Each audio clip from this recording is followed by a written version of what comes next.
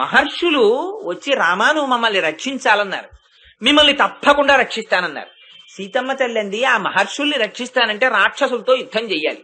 ఇప్పుడు ఆ రాక్షసులకి మనకి ఉన్న వైరం ఏమిటి, ఎందుకు వచ్చిన యుద్ధం అంది అంటే ఆయన అన్నారు, అసలు మహర్షులు వారు వచ్చి అడగక ముందు నేను రాజునై ఇంతకాలం అక్కడ రామచంద్రమూర్తిగా ఉన్నాను కనుక, దశరథ మహారాజు గారి కొడుకుగా ఉన్నాను కనుక, క్షత్రియుడిగా ఉన్నాను కనుక నా అంత నేనుగా వచ్చి రాక్షస సంహారం చెయ్యాలి.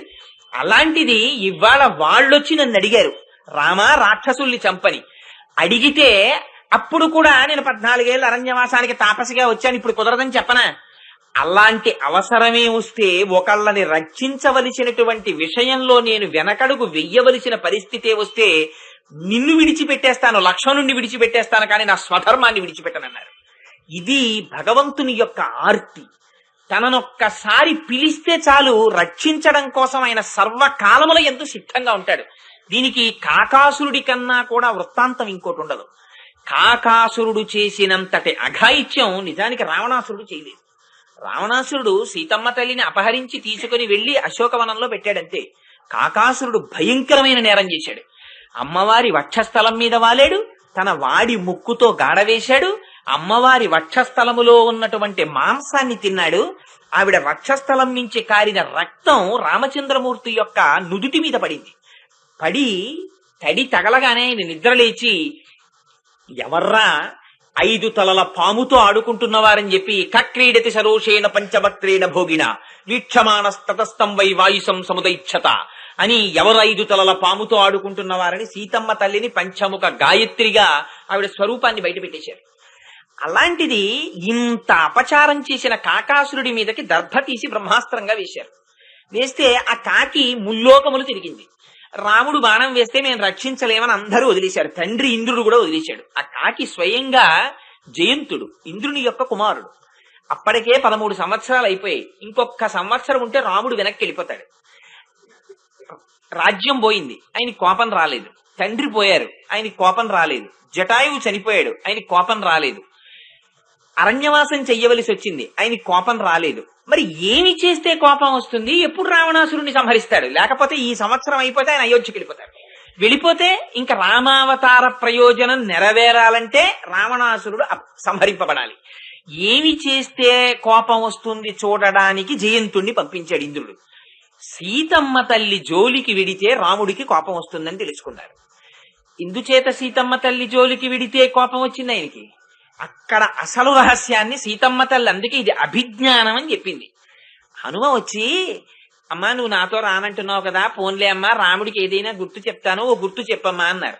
అంటే ఏదైనా మంచి గుర్తు చెప్పాలంతే కానీ ఇదిగో ఈ కాకాసుర వృత్తాంతం గుర్తు చెప్పింది. ఏమిటి కాకాసుర వృత్తాంతం చెప్పడం ఎందుకు అంటే, ఆవిడ రామచంద్రమూర్తి ఒడిలో తల పెట్టుకుని పడుకుని ఉండగా ఆ మాంసపు ఒరుగుల కోసం వచ్చినటువంటి కాకిని బెడ్డలు పెట్టి కొట్టింది.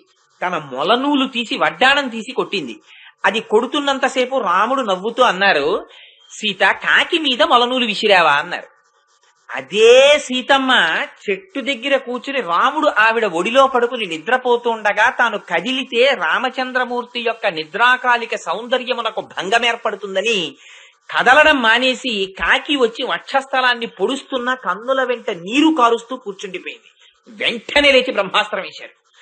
మొలనూలు తీసి విసిరితే నవ్విన రాముడు తాను బ్రహ్మాస్త్రం వేయడం ఏమిటి అంటే, రాముని యందే మనసు పెట్టుకుని తనని తాను రక్షించుకోవడం మరిచిపోయి శరణాగత చేసినటువంటి భక్తుల్ని రక్షించడానికి బ్రహ్మాస్త్రం విడిచిపెట్టేశాడు. ఇక్కడ సీతమ్మని రక్షించాలన్న త్వరలో సీతమ్మకి జరిగినటువంటి అపచారమును మనసులో పెట్టుకున్నటువంటి ఖేదముతో బ్రహ్మాస్త్రం వేసిన రాముడు ముల్లోకములు తిరిగి వచ్చి కాకము పడిపోయింది ఆయన ముందు. అదేమి నోరు విప్పలేదు, మాట్లాడలేదు, ఆయన ముందుకొచ్చి పడిపోయింది అంతే. పడిపోతే దాన్ని శరణాగతి కింద తీసుకున్నారు. నువ్వు వచ్చి పడిపోయావు కనుక బ్రహ్మాస్త్రాన్ని విడిచిపెడితే దానికి ఏదో ఒకటి ఇవ్వకుండా ఉండకూడదు కనుక నువ్వేది ఇచ్చేస్తావు చెప్పమన్నారు. దత్వాస దక్షిణ నేత్రం ప్రాగేభ్య పరిరక్షిత అంది. ఇదిగోనయా నా దక్షిణ నేత్రాన్ని ఇచ్చేస్తున్నానని. ఇచ్చేస్తే ఆ బ్రహ్మాస్త్రం దక్షిణ నేత్రాన్ని తీసుకుని ఉపసంహరింపబడింది. పక్కన సీతమ్మ తల్లి ఉండగా ఆవిడ పట్ల ఇంత అపచారం చేసిన వాడైనా కాకాసురుడు రక్షింపబడిపోయాడు. రామచంద్రమూర్తి దగ్గరికి వచ్చి పడిపోయినంత మాత్రం చేత అంటే భగవంతుడికి కూడా ఎంత అపచారం చేసిన వాడు ఇవ్వనివ్వండి, ఒక్కసారి వెళ్ళి నోరు విప్పి మాట్లాడక్కర్లేదుట. కాకాసురుడు ఏం మాట్లాడాడు? వాడు చేసిన అపచారం కన్నా చేసేవాడు ఎవడు ఉంటాడు? ఇలా రెండు చేతులు కైమోడ్చి శిరస్సు వంచి ఇలా నిలబడితే చాలట స్వామి దగ్గర. అయ్యయ్యో, ఇంతకాలం నుంచి నేను వీడిని రక్షించలేకపోయానే, వీడంతటా వీడు నడిచొచ్చి నా ముందు నిలబడి కైమోడ్చి నమస్కరించాడా అని బెంగ పెట్టుకుని రక్షణ కోసమని పరుగు పరుగున వస్తాట స్వామి. ఇవాళ తల్లి ప్రస్తావన చేస్తున్నటువంటి ఆళ్వారుల పేరు నమ్మాళ్వార్. వీరిని వైష్ణవ సాంప్రదాయంలో చాలా విశేషమైనటువంటి గౌరవాన్ని పొందినవారైన. ఆ నమ్మాళ్వారి యొక్క చరిత్ర చాలా ఆశ్చర్యంగా ఉంటుంది. నిజంగా అసలు నమ్మాళ్వార్ అన్న ఒక్క సబ్జెక్టు మీద మాట్లాడడానికి ఒక వారం రోజులు పడుతుంది, అంత గొప్ప ఆళ్వార్ ఆయన. ఎందుచేత అంటే మధుర కవి అని వేరొక ఆళ్వారు ఉన్నారంటే ఆయన్ని 10 మంది ఆళ్వారులలో చేర్చలేదు, 12 ఆళ్వారులలో చేర్చారు. ఆండాళ్ళని, ఆ తర్వాత మధుర కవిని. ఆ మధుర కవి ఆళ్వారు ఉత్తర భారతదేశంలో ఉన్నారు ఒకప్పుడు. ఉన్నప్పుడు అయోధ్య పట్టణంలో ఉండగా ఒక రోజు రాత్రి ఆయన తన కుటీరంలోకి వెళ్లబోతూ ఆకాశం వంక చూశారు. చూస్తే ఆకాశంలో ఏదో వింతైనటువంటి కాంతి కనపడింది. బహుశా పక్క ఊరేదో కాలిపోతోంది అనుకున్నారు ఆయన. ఆ మరునాడు మళ్ళీ తన కుటీరంలోకి వెళ్లబోతూ ఆకాశం వంక చూశారు. ఏదో దివ్యమైనటువంటి కాంతి కనపడింది. ఏంటి కాంతి? నిన్న కనపడింది, ఇవాళ కనపడిందని ఆ కాంతి చేత ఆకర్షింపబడ్డారు. అసలు ఈ కాంతి ఏదో తెలుసుకోవాలని బయలుదేరారు. బయలుదేరితే పగటిపూట రాత్రిపూట ప్రయాణం చేస్తుండేవారు. ఆ కాంతిని అనుసరించి పగటిపూట ఆ వెళ్లడంలో అనేకమైనటువంటి క్షేత్రాల దర్శనం చేసుకుంటూ వెళ్ళిపోతున్నారు.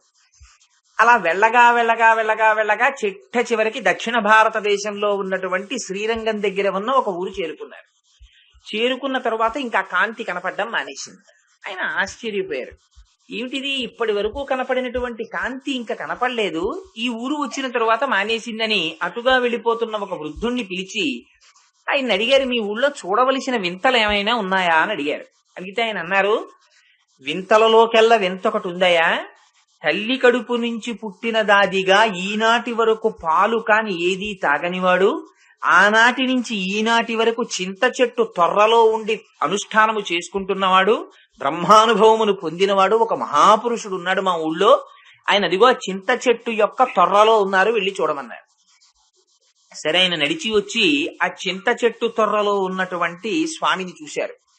చూస్తే ఆశ్చర్యం ఏమైందంటే ఆయన వచ్చి ఇలా చూడగానే ఇన్నాళ్ల నుంచి ఆయనకి ఆకాశంలో కనపడుతున్నటువంటి కాంతి ఈ చింత చెట్టు తొర్రలో ఉన్నటువంటి మూర్తిలోకి ఉపసంహారమైనట్లు కనపడింది. ఓహో, నాకు కనపడుతున్నటువంటి దివ్యమైన దీప్తి మహాపురుషుడే అనుకున్నారు. ఆయన అంతర్ముఖులై ఉన్నారు. ఆయన్ని ఎలా బయటికి తీసుకురావాలని ఆలోచించారు. అదే ఆ ఆళ్వారినే ఇవాళ పాశురంలో అమ్మవారు పిలుస్తోంది. అందుకే అంత జాగ్రత్తగా పిలిచింది పిలవడం. ఆయన దగ్గరికి వెళ్లి మధుర కవి ఒక రాతిని విడిచిపెట్టారు. ఆ రాయి కింద పడి చప్పుడైంది. ఆ చప్పుడుకి ఆయన మెల్లమెల్లగా బహిర్ముఖులయ్యారు.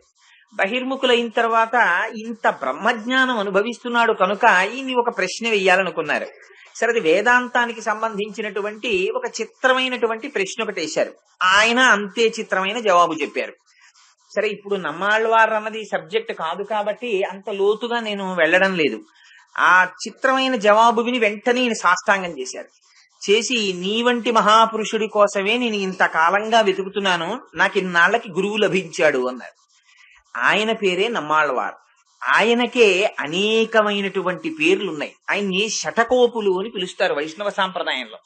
శఠకోపులంటే మనందరికీ శఠమని ఒక వాయువు పట్టుకుంటూ ఉంటుంది. ఆ వాయువు ఎప్పుడు పట్టుకుంటుందంటే తల్లి కడుపులో ఉండగా మనకు ఒకసారి పూర్వజన్మ స్మృతి ఉంటుంది. ఇంతకు ముందు ఎన్ని కోట్ల జన్మలు అనుభవించామో కళ్ళ ముందు ఒక్కసారి సినిమా రీల్ తిరిగినట్టు తిరుగుతుంటుంది. తిరిగితే ఇన్ని ఉపాధులు పొంది ఇంతమందితో సంబంధం పెట్టుకుని ఇంతమందికి భార్యో భర్తో తల్లో తండ్రో పిల్లాడో పిల్లో అన్నో తమ్ముడో అక్కో చెల్లెలో ఇన్ని సంబంధాలు పెట్టుకున్నా ఎవ్వరి వల్ల నేను ఉద్ధరింపబడలేదు అని ప్రార్థన చేస్తాడు. స్వామి, ఇంకొక అవకాశం ఇయ్యి, నన్ను బయటికి తోసేయి, నేను ఈ మాట నీ పాదములు విడిచిపెట్టనంటాడు. అంటే స్వామి ప్రసూతి వాయువై బయటికి తోసేస్తారు. తోసేస్తే భూమి మీద పడగానే శఠమనేటటువంటి వాయువు వచ్చి పట్టుకుంటుంది.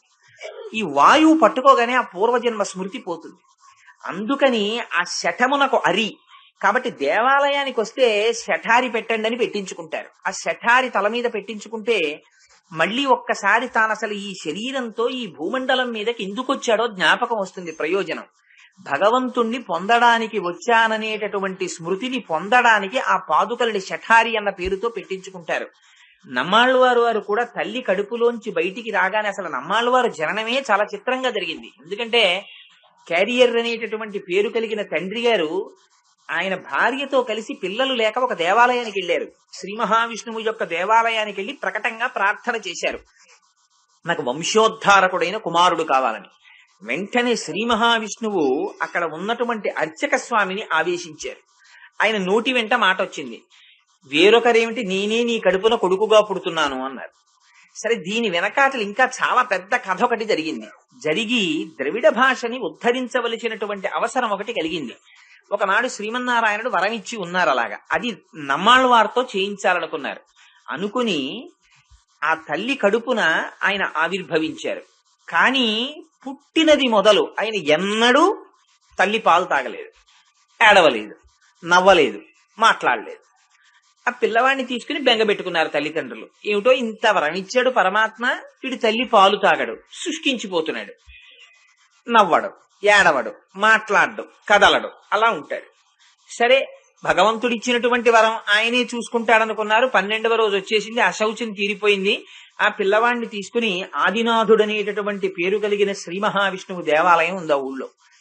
ఆ ఆలయానికి తీసుకెళ్లి ఆ పిల్లవాడిని స్వామికి చూపించి, స్వామి ఈ పిల్లవాడిని ఏమి చేసినా నీదే రక్ష అని అక్కడ ఎదురుగుండా ఓ చింత చెట్టు ఒకటి ఉంటే ఆ చింత చెట్టు కూడా ఆదిశేషుడు వచ్చేట, నమ్మాళ్ళవారు వారు వస్తున్నారని వచ్చి అది తన శాఖలతో కొన్ని 100 మందికి నీడనివ్వగలిగినటువంటి చెట్టు.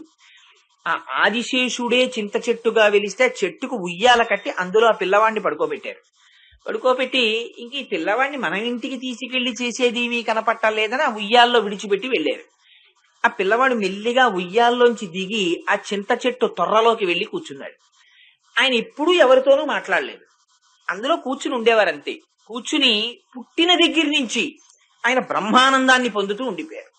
ఇది ఎలా చేశారు, ఎందుకు చేశారంటే మనకి తెలియదు. ఇది మనం నోటితో చెప్పడానికి వాక్కు అందేది కాదు, ఆయన కారణ జన్ములు. అందుకే మిగిలిన ఆళ్వార్ల కన్నా నమ్మాళ్ళవారికి ఒక ప్రత్యేకత ఇస్తారు వైష్ణవ సాంప్రదాయంలో.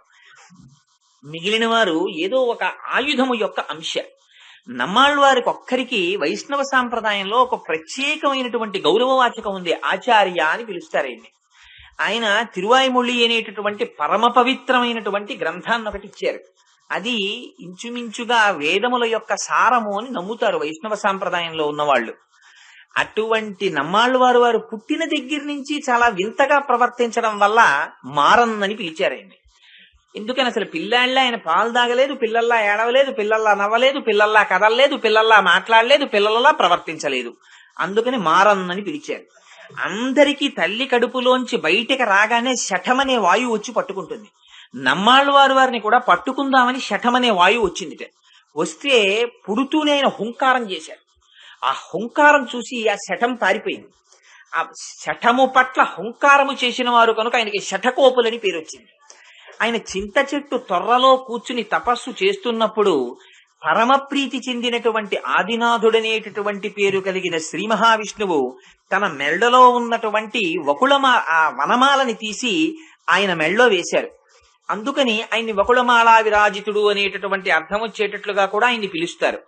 అందుకని ఇన్ని రకాలైనటువంటి చిత్రములు ఆయన జీవితంలో ఉన్నాయి. ఆ నమ్మాళ్ళవారు వారు ఒక్క మధుర కవితో మాట్లాడారు. ఆయన వచ్చి అక్కడ నిలబడిన తరువాత ఉత్తర భారతదేశం నుంచి ప్రతిరోజు ప్రయాణం చేసి వచ్చి అక్కడ నిలబడిన తరువాత మధుర కవి ఆళ్వార్తో మాట్లాడారు. ఆయన తరువాత అనేకమైనటువంటి గ్రంథాలు రాశారు. అవి సాక్షాత్తుగా వేదముల యొక్క సారమే అందులో నిక్షిప్తము చేశారు అని వైష్ణవ సాంప్రదాయములో ఉండేటటువంటి పెద్దలందరూ విశ్వసించి అవి ప్రపన్నులకు శరణ్యములు అని విశ్వసిస్తారు. అదిగో అంత పరమ పవిత్రమైనటువంటి ఆళ్వార్ నమ్మాళ్ళవార్. ఇవాళ తల్లి ఆ నమ్మాళ్ళవారిని ఈ పాశురంలో ప్రార్థన చేస్తోంది.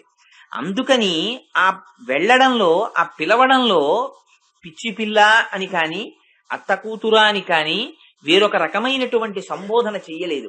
తల్లి అని పిలిచింది. ఎందుకంటే ఆయనకు ఒక్కరికే ఆచార్య అని ఒక సంబోధన ఉంది. అందుకని పిలిచేటప్పుడు మా అందరికన్నా ముందు వచ్చి వ్రతము చేసి ఆ సుఖస్వరూపమైనటువంటి భగవంతుని యొక్క అనుభవమును పొందుతున్న గోపిక, ఓ తల్లి, నువ్వు నీ దర్శనమును మాకు ఇవ్వకపోతే పర్వాలేదు, కాని ఆ కవాటమును నీవే తీసి మాకు ఒక్కసారి నీ మాట వినపడేటట్టుగా, ఒకవేళ కవాటమును తీసి మాకు దర్శనమివ్వడం అనేటటువంటిది నీ బ్రహ్మానుభవమునకు ప్రతిబంధకమని నువ్వు భావిస్తే మాకు వినపడేటట్టుగా ఒక్కసారి మాట్లాడు అని అడుగుతారు. ఎందుచేత అంటే ఇది అడగడంలో బాహ్యమునందు తల్లి ఒక గోపకాంత ఎలా ప్రవర్తిస్తుందో అలా ప్రవర్తిస్తోంది కనుక బాహ్యంలో పాశురాన్ని చూసినప్పుడు ఏమిటి అలా మేమందరం వ్రతానికని బయలుదేరి వెడుతుంటే నువ్వు ఒక్కదానివి లోపల అలా నిద్రపోతున్నావు, అంతగా భగవదనుభవం పొందుతున్నావు అంటే మాకన్నా గొప్పగా వ్రతాన్ని పూర్తి చేసేసి ముందుగానే భగవంతుని యొక్క అనుభవాన్ని పొందేస్తున్నటువంటి దానివా, అందుకని లేచిరా అని గోపకాంత యొక్క స్థాయిలో నిలబడి మాట్లాడినప్పుడు వచ్చేటటువంటి అర్థం. అప్పుడు ఆ స్థాయిలో ఆవిడ భగవంతునే ఉపాయముగా ఉపేయముగా విశ్వసించి నేను చెయ్యవలసినటువంటి కర్తృత్వం అన్నది ఒకటి లేదు, కేవలముగా భగవంతుని యొక్క అనుగ్రహమే దీనికి మార్గమై నాకు బ్రహ్మానందాన్ని ఇస్తుందనేటటువంటి విశ్వాసము కలిగినటువంటి మహాజ్ఞాని ఎలా ఉండిపోతాడో అలా ఉండిపోయినటువంటి స్థితిలో ఇవాళ ఆ గోపికని చూపిస్తున్నారు. బాహ్యమునందు ఇంకా లోపలికి వెడితే నమ్మాళ్ళు వారు పుట్టుకతోని బ్రహ్మానందాన్ని అనుభవిస్తూ ఉండిపోయినటువంటి వ్యక్తి ఆయన నోరు విప్పి మాట్లాడడమే శ్రీరామరక్ష అయినట్టుగా, ఆయన నోరు విప్పి మాట్లాడడమే మనందరికీ గొప్ప మార్గదర్శకమైనట్టుగా ఇవాళ ఆ గోపికని తల్లి నువ్వు నోరు విప్పి మాట్లాడు. ఎందుకని అటువంటి వారి యొక్క దర్శనమివ్వడము, వారు మనని చూడడము, వారిని మనము చూడడము విడిచిపెట్టండి. వారు నోరు విప్పి మాట్లాడితే చాలు. ఎందుకని వారు సర్వకాలముల యందు బ్రాహ్మీ స్థితిలో ఉండేటటువంటి వారే, ఎప్పుడు నిరంతరము లోపల బ్రహ్మానుభవాన్ని పొందుతుంటారు. అందుచేత వారి నోటి వెంట వెలువడినటువంటి వాక్కు కూడా బ్రహ్మవాక్కే. అందుకని ఆ వాక్కుకి అటువంటి శక్తి ఉంటుంది. అందుకని అటువంటి మాటలు, వారి నోటి వెంట వచ్చినటువంటి మాటలు మనకి మార్గదర్శకములై ఉంటాయి. ఒక్క మాట వారు నోరు విప్పి మాట్లాడతారు, ఆ మాట ఎటు తీసుకెళ్లిపోతుందో, ఎంత లోతుకి తీసుకెళ్తుందో, ఎంతమందిని మారుస్తుందో, దాని మీద ఎన్ని వ్యాఖ్యానాలు వస్తాయో మనం అర్థం చేసుకోలేము. ఇక్కడ వీళ్ళు మాట్లాడుతున్నది బయటికి ఏదో బాహ్యంలో పాశురంలా కనపడుతుంది, కానీ లోపల నిజంగా అటువంటి బ్రాహ్మీ స్థితిలో ఉండి భగవంతుణ్ణి అనుభవించేటటువంటి వారు నోరు విప్పి మాట్లాడినటువంటి మాట చాలా లోతైనటువంటి భావనతో ఉంటుంది. దీనికి మీకు ఈ మధ్య కాలంలోది ఒక్క ఉదాహరణ చూపిస్తాను. రమణ మహర్షికి సర్కోమా వ్యాధి వచ్చి మోచేతి వెంట రక్తం కారుతుండేది, పుండులోంచి కారుతుంటే ఒకనాడు ఆయన సోఫాలో పడుకుని ఉండేవారు. ఆ సోఫాలో లేంచి తొట్టు పడుతూ లోపలికి ఎడుతున్నారు. 104 డిగ్రీల జ్వరం కాస్తోంది, చేతి వెంట రక్తం కారిపోతోంది, ఒళ్ళు ఉణికిపోతోంది. ఆ స్థితిలో సోఫాలోంచి లేచి అడుగు తీసి అడుగు వెయ్యలేక తడబడ్డారు. తడబడితే ఆ ఎదురుగుండా కూర్చున్నటువంటి శిష్యులు గబగబా లేచి వచ్చి ఆయన చేయి పట్టుకున్నారు. పట్టుకుంటే మహర్షి ఇలా చూశారు. చూస్తే వాళ్ళు అన్నారు, భగవాన్ మీరు పడిపోతారేమోనని పట్టుకున్నాం అన్నారు. అంటే రమణులు అన్నారు, ఆయన చాలా తక్కువ మాట్లాడేవారు. ఆయన అన్నారు, మీరు పట్టుకుని నన్ను పడేస్తారు అన్నారు. నిజంగా ఈ మాట మీద volumes and volumes of literature వచ్చింది. తర్వాత వాళ్ళ దృష్టిలో ఈయన్ని పడిపోకుండా పట్టుకుంటున్నారు, భగవాన్ దృష్టిలో మీరు పట్టుకుని నన్ను పడేస్తారు అన్నారు. ఆ మాట అనడంలో చాలా గొప్ప భావన ఉంది. అందుకే ఆయన దగ్గరికి ఎవరైనా వచ్చి, ఏమండి ఆశ్రమంలో ఓవర్ హెడ్ వాటర్ ట్యాంక్ కట్టిద్దాం అనుకుంటున్నాం, 5,000 లీటర్లు చాలా, 10,000 లీటర్లు పెట్టించమంటారా అని అడిగితే మీరేమీ చెయ్యకుండా ఉండడం నాకు ఎక్కువ ఆనందం అనేవారు. ఇలా వెంటపడ్డ వాళ్ళందరూ ఆఖరికి ఏ స్థాయికి ఆయన్ని దింపేస్తారో ఆయనకి తెలుసు, లేనిపోని లంపటాలు కల్పిస్తారని. అందుకని చాలా దూరంగా ఉండేవారు. ఆ జ్ఞానమును పొందనివాడు, ఆ స్థితిని పొందనివాడు ఏదో పెద్ద ప్రయోజనం చేసినట్టుగా ఆయనకి శరీరమునందు భావన లేని వాడిని వెళ్ళి ఆయన శరీరం పడిపోతుందేమోనని పట్టుకోవడం అంటే ఆయన్ని కూడా లాగేయడం శరీర స్థితిలోకి. ఆయన ఆత్మస్థితిలోకి నువ్వు పెరగలేదు, ఆయన్ని శరీర స్థితిలోకి లాగుతున్నావు.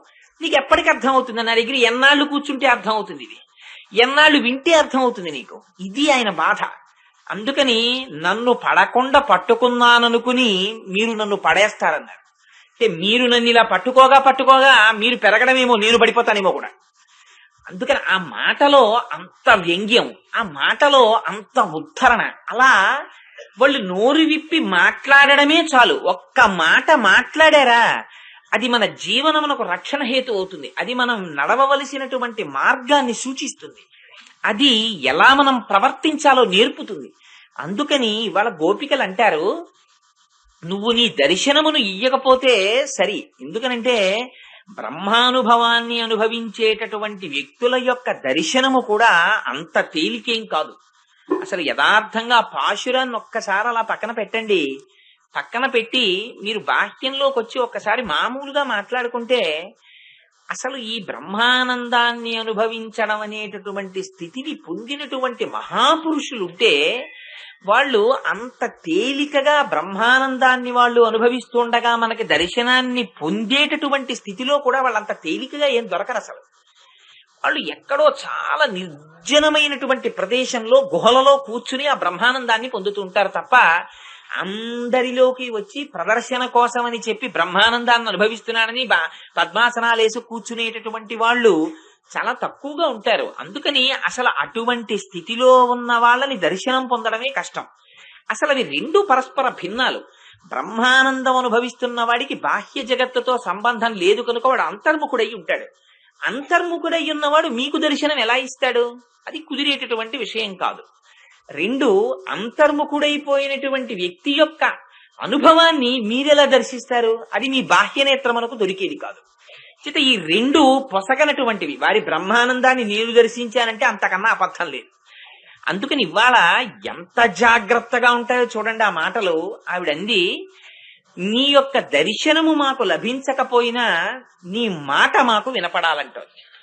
ఆ మాట వినపడడానికి ఆవిడ బయటికి రావాలి. ఆ బ్రహ్మానుభవంలోంచి మళ్ళీ బాహ్య ప్రపంచంలోకి రావాలి. వస్తే తప్ప మాట్లాడడం కుదరదు. అందుకే పాశురాన్ని పూర్తి చేసేటప్పుడు చిట్ట చివరికి వెళ్ళినప్పుడు చాలా చిత్రమైన మాటలు మాట్లాడుతుంది. నువ్వు నిద్రలోంచి జాగ్రత్తగా బయటికి వచ్చి తెలివి తెచ్చుకుని బాహ్య స్మృతిని పొంది అప్పుడు నువ్వు మాతో మాట్లాడు అంటుంది. అది అంతర్ముఖులైనటువంటి వారు బహిర్ముఖులు అవ్వడం కూడా అదేదో ఠక్కని ఇలా ఉన్నవాళ్ళు అలా ఏం రారు. దానికి కూడా కొంత ప్రాసెస్ ఉంటుంది. చాలా గ్రాడ్యువల్ గా బయటికి వస్తారు. సహస్రారంలోకి కుండలిని తీసుకెళ్లిన వాళ్ళు మళ్ళీ కుండలిని ఎంత జాగ్రత్తగా దింపుతారో అలా బాహ్య స్మృతి పొందడానికి కూడా అలాగే సమయం పడుతుంది. ఇదిగో అటువంటి బ్రాహ్మీ స్థితిలో పుట్టిన దగ్గర నుంచి శరీర అపేక్ష లేకుండా పాలు కూడా తాగకుండా బ్రహ్మము చేత పోషింపబడి ఉండిపోయినటువంటి మహాపురుషుడైన నమ్మాళ్ళ వారి గురించి మాట్లాడుతోంది అమ్మవారి ఇవాళ. అందుకని ఆ పాశురంలో మాటలు కూడా అలాగే ఉంటాయి. అంటూ ఆవిడ అంటుంది, ఆ నారాయణమూర్తి అపారమైనటువంటి సుగంధాన్ని వెదజల్లేటటువంటి తులసిమాలను తన కిరీటమునకు చుట్టుకుని ధరించి ఉన్నవాడు. ఏ అర్హత లేకపోయినప్పటికీ మేము వెళ్లి ప్రార్థించినంత మాత్రము చేత మాకు పరమ పురుషార్థమైనటువంటి పర అనేటటువంటి వాయిద్యాన్ని ఇచ్చినవాడు అంది. చూడండి, ఆ రెండు మాటలు ప్రయోగించింది ఆవిడ. ఆయన ఎటువంటి నారాయణుడుట? తులసిమాలను తెచ్చి తన కిరీటమునకు చుట్టుకున్నటువంటి నారాయణుడు, లేదా తులసిమాలలు చుట్టబడినటువంటి కిరీటమును ధరించిన నారాయణుడు. ఆయన తెచ్చి చుట్టుకోడుగా, చుట్టబడి తులసిమాలలు చుట్టిన కిరీటం ఉన్నవాడు. ఈ తులసిమాల చుట్టుకోవడం అనేటటువంటిది ఒక విచిత్రమైన ప్రయోగం. ఎందుకంటే తులసి శ్రీమన్నారాయణుడికి అలంకారం చేస్తారు. అందుకే రామదాసు గారు కూడా మొట్టమొదటి పద్యంలోనే శ్రీరఘురామ చారు తులసీ దళధామ శమక్షమాది శృంగార గుణాభిరామ త్రిజగన్నుత శౌర్య రమాలలామ దుర్వార కబంధ రాక్షస విరామ జగజ్జన కల్మషార్ణవోత్తారక నామ భద్రగిరిదాశరథి కరుణాపయోనిధి అన్నారు. ఆ రాముడు సాక్షాత్ నారాయణుడిని చెప్పడానికి తులసిని ధరించిన వాడు అని నిరూపించారు. ఆ తులసి ఒకటి వరం, నిన్ను నేను ధరిస్తాను అని తులసికి వరం ఇచ్చారు తులసీ జలంధర్లో శ్రీమన్నారాయణుడు. అందుకని అది ఆకు కానివ్వండి ఏది కానివ్వండి శ్రీమన్నారాయణుడు చేత వరము పొందడం వల్ల పరమ పవిత్రం.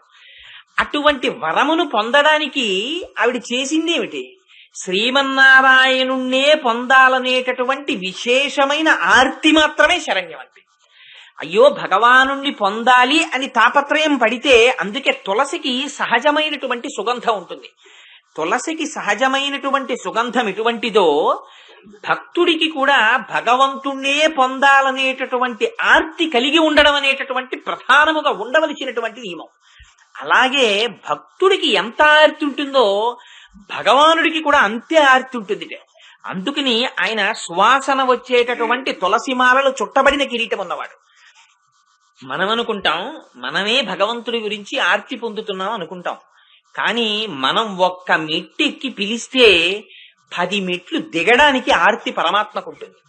కింద పిల్లవాడు పెద్ద కేక వేశాడు అనుకోండి, ఆడుకుంటూ ఆడుకుంటూ తండ్రి గారు 2nd ఫ్లోర్ లో ఉన్నాడు, కొడుకు కింద ఫ్లోర్ లో ఉండి నాన్నగారండి అని ఒక పెద్ద కేకేశాడు.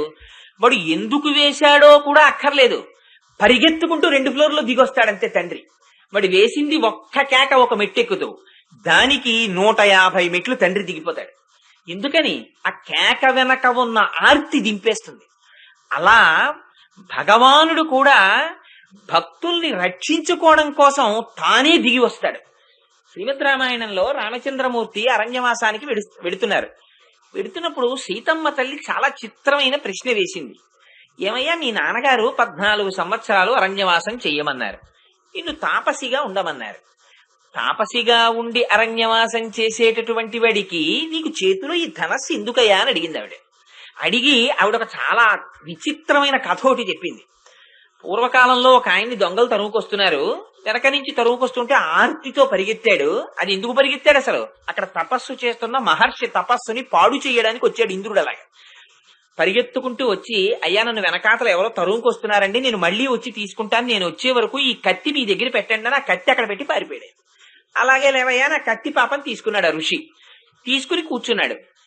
ఆయన మళ్ళీ వచ్చినప్పుడు ఆ కత్తి ఇచ్చేద్దాం అనుకున్నాడు. తపస్సు చేసుకుంటూ ఉండేవాడు. మధ్య మధ్యలో గుర్తొచ్చేది, మళ్ళీ ఆయన వచ్చినప్పుడు కత్తి ఇచ్చేయాలి, బాగుండదని చెప్పి కత్తి ఉందో లేదో చూసుకుంటూ ఉండేవాడు. ఆ కత్తి మెల్లిమెల్లిగా ఏమిటంటే ఎవరు వచ్చి పట్టుకుపోతారో, ఏ చెట్టు కొట్టుకోవడానికో అని ఆ కత్తి తీసి ఆసనం కింద పెట్టుకున్నాడు. పెట్టుకుని తపస్సు 2-3 గంటలు అయిపోగానే ఒకసారి కత్తి ఉందో లేదో ఎత్తి చూసుకుంటూ ఉండేవాడు. ఇలా కత్తి మీద ధ్యాస మరలగా మరలగా మరలగా చిట్ట చివరికి ఆయన దారి దొంగ అయ్యాడు. ఎందుకని? వస్తువులో రజోగుణ తమోగుణ ప్రకోపాలు ఉన్నాయి. అటువంటి వస్తువు దగ్గర పెట్టి వెళ్ళిపోయాడు ఆయన. ఆ వస్తువు చేసేసింది చేయవలసిన పని ఎంత. ఒక్కొక్క వస్తువు ఇంట్లో ఉంటే 7 తరాల నుంచి వస్తున్న ఐశ్వర్యాన్ని ఒక్క 10 అట్టముక్కలు చేత్తో పట్టుకోవడం అలవాటైతే చాలు, నిశ్శబ్దంగా పతనం అయిపోతుంది ఐశ్వర్యం. అందుకని ఏవి ఇంట్లో ఉంచుకోవాలో కూడా నేర్చుకోవాలి. కొన్ని వస్తువులు ఇంట్లో ఉండడం కూడా ప్రమాదహేతువే. ఒక కత్తి పాడు చేసేసిందయా ఒక ఋషిని. నీకెందుకు చేతిలో కోదండం? ఈ కోదండం పట్టుకున్న దగ్గర నుంచి నీకు అప్పుడప్పుడు బాణాలు వెయ్యాలని, వాడు మంచివాడని, వీడు చెడ్డవాడని, వీడు రాక్షసుడిని ఒక ఊహొస్తుంటుంది. ఇవి నిష్కారణమైన శత్రుత్వాలు అవి పెంచుతాయి. ఎందుకు ఏదో వచ్చాం హాయిగా 14 ఏళ్ళు అరణ్యంలో గడిపేసి మన అయోధ్యగా మనం వెళ్ళిపోతే వదిలిపోయి నీకు ఎందుకయ్యా ఇది అని అడిగింది ఆవిడ. అడిగితే రామచంద్రమూర్తి అక్కడ చెప్పారు లక్షణాన్ని. ఆయన అన్నారు, నేను సహజంగా క్షత్రియుణ్ణి, నేను అరణ్యమునకు రాని ఎక్కడికి వెళ్ళని, రక్షణ నా ప్రథమ కర్తవ్యం. ఆర్తితో ఎవరు రామా అని పిలిచినా నేను రక్షణకి ముందు నిలబడతాను. ఆ రక్షణకి పనిముట్టైనటువంటి కోదండం ఆ రక్షణకి సూచనగా ఎప్పుడూ నా చేతుల్లో ఉంటుంది, దీన్ని విడిచిపెట్టను అని మహర్షులు వచ్చి రామా నువ్వు మమ్మల్ని రక్షించాలన్నారు. మిమ్మల్ని తప్పకుండా రక్షిస్తానన్నారు. సీతమ్మ తల్లింది ఆ మహర్షుల్ని రక్షిస్తానంటే రాక్షసులతో యుద్ధం చెయ్యాలి. ఇప్పుడు ఆ రాక్షసులకి మనకి ఉన్న వైరం ఏమిటి, ఎందుకు వచ్చిన యుద్ధం అండి అంటే ఆయన అన్నారు, అసలు మహర్షులు వారు వచ్చి అడగక ముందు నేను రాజునై ఇంతకాలం అక్కడ రామచంద్రమూర్తిగా ఉన్నాను కనుక, దశరథ మహారాజు గారి కొడుకుగా ఉన్నాను కనుక, క్షత్రియుడిగా ఉన్నాను కనుక నా అంత నేనుగా వచ్చి రాక్షస సంహారం చెయ్యాలి. అలాంటిది ఇవాళ వాళ్ళొచ్చి నన్ను అడిగారు, రామా రాక్షసుల్ని చంపని. అడిగితే అప్పుడు కూడా నేను 14 ఏళ్ళ అరణ్యవాసానికి తాపసిగా వచ్చాను, ఇప్పుడు కుదరదని చెప్పనా? అలాంటి అవసరమే వస్తే, ఒకళ్ళని రక్షించవలసినటువంటి విషయంలో నేను వెనకడుగు వెయ్యవలసిన పరిస్థితే వస్తే నిన్ను విడిచిపెట్టేస్తాను, లక్ష్మణుణ్ణి విడిచిపెట్టేస్తాను, కానీ నా స్వధర్మాన్ని విడిచిపెట్టనన్నారు. ఇది భగవంతుని యొక్క ఆర్తి. తననొక్కసారి పిలిస్తే చాలు రక్షించడం కోసం ఆయన సర్వకాలముల ఎందు సిద్ధంగా ఉంటాడు. దీనికి కాకాసురుడి కన్నా కూడా వృత్తాంతం ఇంకోటి ఉండదు. కాకాసురుడు చేసినంతటి అఘాయిత్యం నిజానికి రావణాసురుడు చేయలేదు. రావణాసురుడు సీతమ్మ తల్లిని అపహరించి తీసుకుని వెళ్లి అశోకవనంలో పెట్టాడంతే. కాకాసురుడు భయంకరమైన నేరం చేశాడు. అమ్మవారి వక్షస్థలం మీద వాలేడు, తన వాడి ముక్కుతో గాడవేశాడు, అమ్మవారి వక్షస్థలములో ఉన్నటువంటి మాంసాన్ని తిన్నాడు.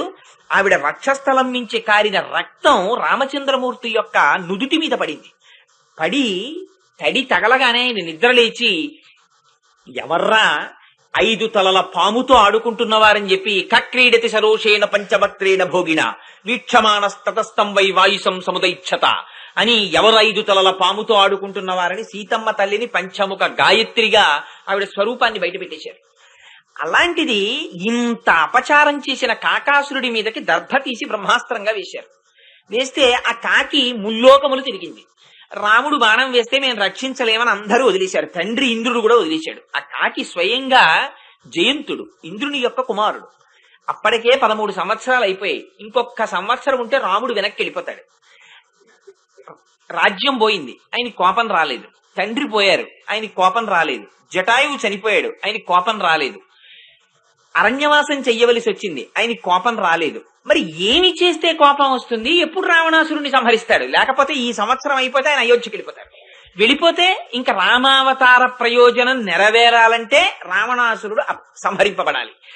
ఏమి చేస్తే కోపం వస్తుంది చూడడానికి జయంతుణ్ణి పంపించాడు ఇంద్రుడు. సీతమ్మ తల్లి జోలికి విడితే రాముడికి కోపం వస్తుందని తెలుసుకున్నారు. ఇందుచేత సీతమ్మ తల్లి జోలికి విడితే కోపం వచ్చింది ఆయనకి. అక్కడ అసలు రహస్యాన్ని సీతమ్మ తల్లి, అందుకే ఇది అభిజ్ఞానం అని చెప్పింది. హనుమ వచ్చి, అమ్మా నువ్వు నాతో రానంటున్నావు కదా, పోన్లే అమ్మా రాముడికి ఏదైనా గుర్తు చెప్తాను, ఓ గుర్తు చెప్పమ్మా అన్నారు. అంటే ఏదైనా మంచి గుర్తు చెప్పాలంతే కానీ ఇదిగో ఈ కాకాసుర వృత్తాంతం గుర్తు చెప్పింది. ఏమిటి ఈ కాకాసుర వృత్తాంతం చెప్పడం ఎందుకు అంటే, ఆవిడ రామచంద్రమూర్తి ఒడిలో తల పెట్టుకుని పడుకుని ఉండగా ఆ మాంసపు ఒరుగుల కోసం వచ్చినటువంటి కాకిని బెడ్డలు పెట్టి కొట్టింది. తన మొలనూలు తీసి వడ్డాణం తీసి కొట్టింది. అది కొడుతున్నంతసేపు రాముడు నవ్వుతూ అన్నారు, సీత కాకి మీద మొలనూలు విసిరావా అన్నారు. అదే సీతమ్మ చెట్టు దగ్గర కూర్చుని రాముడు ఆవిడ ఒడిలో పడుకుని నిద్రపోతుండగా తాను కదిలితే రామచంద్రమూర్తి యొక్క నిద్రాకాలిక సౌందర్యమునకు భంగం ఏర్పడుతుందని కదలడం మానేసి కాకి వచ్చి వక్షస్థలాన్ని పొడుస్తున్న కన్నుల వెంట నీరు కారుస్తూ కూర్చుండిపోయింది. వెంటనే లేచి బ్రహ్మాస్త్రం వేశారు. మొలనూలు తీసి విసిరితే నవ్విన రాముడు తాను బ్రహ్మాస్త్రం వేయడం ఏమిటి అంటే, రాముని యందే మనసు పెట్టుకుని తనని తాను రక్షించుకోవడం మరిచిపోయి శరణాగత చేసినటువంటి భక్తుల్ని రక్షించడానికి బ్రహ్మాస్త్రం విడిచిపెట్టేశాడు. ఇక్కడ సీతమ్మని రక్షించాలన్న త్వరలో సీతమ్మకి జరిగినటువంటి అపచారమును మనసులో పెట్టుకున్నటువంటి ఖేదముతో బ్రహ్మాస్త్రం వేసిన రాముడు ముల్లోకములు తిరిగి వచ్చి కాకము పడిపోయింది ఆయన ముందు. అదేమి నోరు విప్పలేదు, మాట్లాడలేదు, ఆయన ముందుకొచ్చి పడిపోయింది అంతే. పడిపోతే దాన్ని శరణాగతి కింద తీసుకున్నారు. నువ్వు వచ్చి పడిపోయావు కనుక బ్రహ్మాస్త్రాన్ని విడిచిపెడితే దానికి ఏదో ఒకటి ఇవ్వకుండా ఉండకూడదు కనుక నువ్వేది ఇచ్చేస్తావు చెప్పమన్నారు. దత్వాస దక్షిణ నేత్రం ప్రాగేభ్య పరిరక్షిత అంది. ఇదిగోనయా నా దక్షిణ నేత్రాన్ని ఇచ్చేస్తున్నానని. ఇచ్చేస్తే ఆ బ్రహ్మాస్త్రం దక్షిణ నేత్రాన్ని తీసుకుని ఉపసంహరింపబడింది. పక్కన సీతమ్మ తల్లి ఉండగా ఆవిడ పట్ల అపచారం, ఇంత అపచారం చేసిన వాడైనా కాకాసురుడు రక్షింపబడిపోయాడు. రామచంద్రమూర్తి దగ్గరికి వచ్చి పడిపోయినంత మాత్రం చేత. అంటే భగవంతుడికి కూడా ఎంత అపచారం చేసిన వాడు ఎవనివ్వండి, ఒక్కసారి వెళ్లి నోరు విప్పి మాట్లాడక్కర్లేదుట. కాకాసురుడు ఏం మాట్లాడాడు? వాడు చేసిన అపచారం కన్నా చేసేవాడు ఎవడు ఉంటాడు? ఇలా 2 చేతులు కైమోడ్చి శిరస్సు వంచి ఇలా నిలబడితే చాలట స్వామి దగ్గర. అయ్యయ్యో ఇంతకాలం నుంచి నేను వీడిని రక్షించలేకపోయానే, వీడంతటా వీడు నడిచొచ్చి నా ముందు నిలబడి కైమోడ్చి నమస్కరించాడా అని బెంగ పెట్టుకుని రక్షణ కోసమని పరుగు పరుగున వస్తాట స్వామి. అది చేసినంత మాత్రం చేత చాలు. ద్రౌపదీదేవి రజస్వలా దోషంతో ఉండి ఒక చేతిని చీరకు అడ్డు పెట్టుకుని ఒక చేతిని మాత్రమే నమస్కారానికి ఉపయోగించి ప్రార్థన చేసినంతసేపు ఆయన రక్షించలేదు. మాన సంరక్షణ భారాన్ని విస్మరించి గోవిందుడే ఉన్నాడని 2 చేతులు కలిపి గోవిందా అందంతే. ఆయన ఎక్కడున్నాడు అన్నది కాదు ప్రధానం. మీరు ఆర్తితో పిలిస్తే వినడానికి ఆయన సిద్ధంగా ఉన్నాడు అంతే. అనంతమైనటువంటి వస్త్రాలు వచ్చేసాయి. అందుకని భగవానుడు సర్వకాలముల యందు సిద్ధంగా ఉంటాడు. ఆ ఆర్తికి అంతు లేదండి. నిజానికి భాగవతుల ఆర్తికి ఒక హద్దు ఉంటుంది. ఏదో ఇంత స్థితి అని ఉంటుంది, ఆ వెంటనే ఏదో కోపం వస్తుంది. ఎంత భక్తులకి కూడా రామదాసు గారంతటి వాడు ఎవడబ్బా సొమ్మాని కులుకూచూ తిరిగేవు రామచంద్ర అన్నారు. కానీ పరమేశ్వరుడి ఆర్తి ఇంకా ఇంకా మెట్లు దిగిపోతారు ఆయన. ఎంత మెట్లు దిగిపోతారంటే మీకు ఒక్క ఉదాహరణ చెప్తాను. పురంధరదాసు గారిని ఒక భక్తుడు ఉండేవాడు. ఆయనకి ప్రతిరోజు చంద్రభాగా నది ఒడ్డున ఉండగా బాగా ముసలివారు అయిపోయారు, పండరీపురంలో ఉండేవారు. పాండురంగడికి సుప్రభాతం చేస్తుంటే వెళ్లి దర్శనం చేసుకోవడం ఆయనకి అలవాటు. ఆయన దగ్గర ఓ శిష్యుడు ఉండేవాడు అప్పన్న అని. ఈయన ప్రతిరోజు పాపం పుండరీకుడు వృద్ధుడైపోయాడు కదా అని చెప్పి పురంధరదాస్ గారి కోసమని వేడి నీళ్లు తెచ్చి పెట్టేవాడు. ఆ వేడి నీళ్లు స్నానం చేసి వెళ్లేవారు. ఓ రోజున ఈ అప్పన్న ఎందుకో వేడి నీళ్లు తేవడం ఆలస్యమైంది. ఆయన ఎటో వెళ్ళాడు. సుప్రభాతానికి వేళ మించిపోతోంది. అప్పన్న అప్పన్న అని అరుస్తున్నారు. అయ్యో అరుస్తున్నాడు, పాపం నా దగ్గరికి రావాలని ఆర్తి పొందుతున్నాడని పరిగెత్తుకుని వెళ్లి ఆ పాండురంగడే వేడి నీళ్లు తెచ్చి అక్కడ పెట్టాడు. పెడితే ఇంతసేపు ఎక్కడికి పోయావురా వేడి నీళ్లు ఇవ్వకుండా జుత్తు పట్టి వంచి వీపు మీద ఒక్క దెబ్బ కొట్టారు. కొడితే వీపు తడువుకుంటూ వెళ్ళిపోయాడు మహానుభావుడు. ఈయన వేడి నీళ్లు స్నానం చేసి పాండురంగడి దర్శనానికి వెళ్లారు. వీపు వాచిపోయి ఇంత పెరిగిపోయి ఉంది. మహానుభావుడు యోగులు దర్శనం చేద్దామంటే దొరకని వాడిని జుత్తు పట్టి వంచి వీపు మీద కొట్టేశారు భక్తులు. కొట్టేస్తే ఇక్కడ దెబ్బ తగిలి వాచిపోయింది. ఏమిటి పాండురంగడికి వీపు వాచిపోయిందని అర్చకులు ఆశ్చర్యపోతున్నారు తలుపులు తెరిచి. అప్పుడు నన్ను పురంధరదాసు కొట్టేశాడయా వేడి నీళ్లు పట్టుకెడితే అన్నారు. అయ్యో స్వామి అప్పన్న. ఆ తర్వాత అప్పన్న వచ్చాడు. వస్తే ఎరా ఇంతసేపు ఎక్కడికి పోయావు, ఇంత ఆలస్యంగా వేడి నీళ్లు పెట్టావంటే అసలు నేను ఎప్పుడు పట్టుకొచ్చాను వేడి నీళ్ళు అన్నాడు. అందుకని అంతవరకు ఎందుకండి, మీకు ఒకే దృష్టాంతం. వెంకటేశ్వర స్వామి వారు లేరు ఇక్కడే గుళ్ళో. ఆయన గడ్డం మీద ఉంటుంది గంధంతో ఓ ముద్ర. ఇందుకు ఇక్కడ గంధంతో ముద్ర ఎందుకు అంటే, తిరుమల కొండల మీద అనంతాచార్యుల వారు ఉండేవారు. రామానుజాచార్యుల వారు ఆ రోజుల్లో తిరుమల కొండ మీద ఎవరు ఉండేవారు కాదు. ఎందుకంటే చలి భయం. ఎవ్వరూ వెళ్ళకపోతే స్వామివారికి పుష్పకైంకర్యం జరగట్లేదని ఒకసారి శిష్యులతో మాట్లాడుతూ, తిరుమల వెళ్లి ఎవరైనా కొండ మీద కాపరం ఉండి పుష్పవాటికిని పెంచి పుష్పాలని గుచ్చి మాలలో స్వామికి సమర్పిస్తారా అని అడిగారు. అడిగితే ఈ అనంతాచార్యుల వారు అప్పటికే పాపం కొంచెం పెద్దవారు. ఆయన అన్నారు, నేను వెడతాను అన్నారు. ఎందుకు ఎడతానంటే నాకు వెంకటేశ్వర స్వామి వారి మీద భక్తి ఏం కాదు, నాకు మా గురువు గారు రామానుజాచార్యుల వారి మీద భక్తి. ఆయన అడిగారు, అందుకు నేను పెడతానన్నారు. రామానుజాచార్యుల వారు అన్నారు, సరే ఎందుకు పెడతానన్నావు కదా, వెళ్ళి ఆ కొండ మీద ఉండి పుష్పమాలలు తయారు చేయన్నారు. ఈయన వెళ్ళారు. వెళ్ళవన్నీ రాళ్లు బండలు, పెద్ద నీళ్ళవి ఉండేవి కావు. ఆ కొండ తవ్వుతున్నారు. ఆ భార్య గర్భిణి. ఆవిడ పాపం వచ్చి ఈయన తవ్వినటువంటి మట్టి రాళ్లు తీసుకెళ్లి పక్కన పోసి మొక్కలు వేయడానికి వీలుగా చదును చేసుకుంటున్నారు. చేసుకుంటుంటే చూశారు వెంకటేశ్వర స్వామి వారు. అయ్యో నాకు పూల మొక్కలు నాటడం కోసం, పువ్వుల కోసం గర్భిణీ భార్య పెద్ద ఆయన ఇంత కష్టపడుతున్నారని పాపం ఆయనే ఓ పిల్లాడి రూపంలో గబగబా వచ్చి తాత నేను పట్టుకెళ్తాను మట్టి అన్నారు. ఈయన పాపం అలిసిపోయి ఉన్నారేమో, నువ్వెక్కడి నుంచి వచ్చావురా, ఓ పక్క నుంచి మా ఆవిడ్ని మట్టి తీసుకెళ్ళమంటే మధ్యలో ఈ పనిపాడు చేయడానికి నువ్వోడివా, వెళ్ళన్నారు.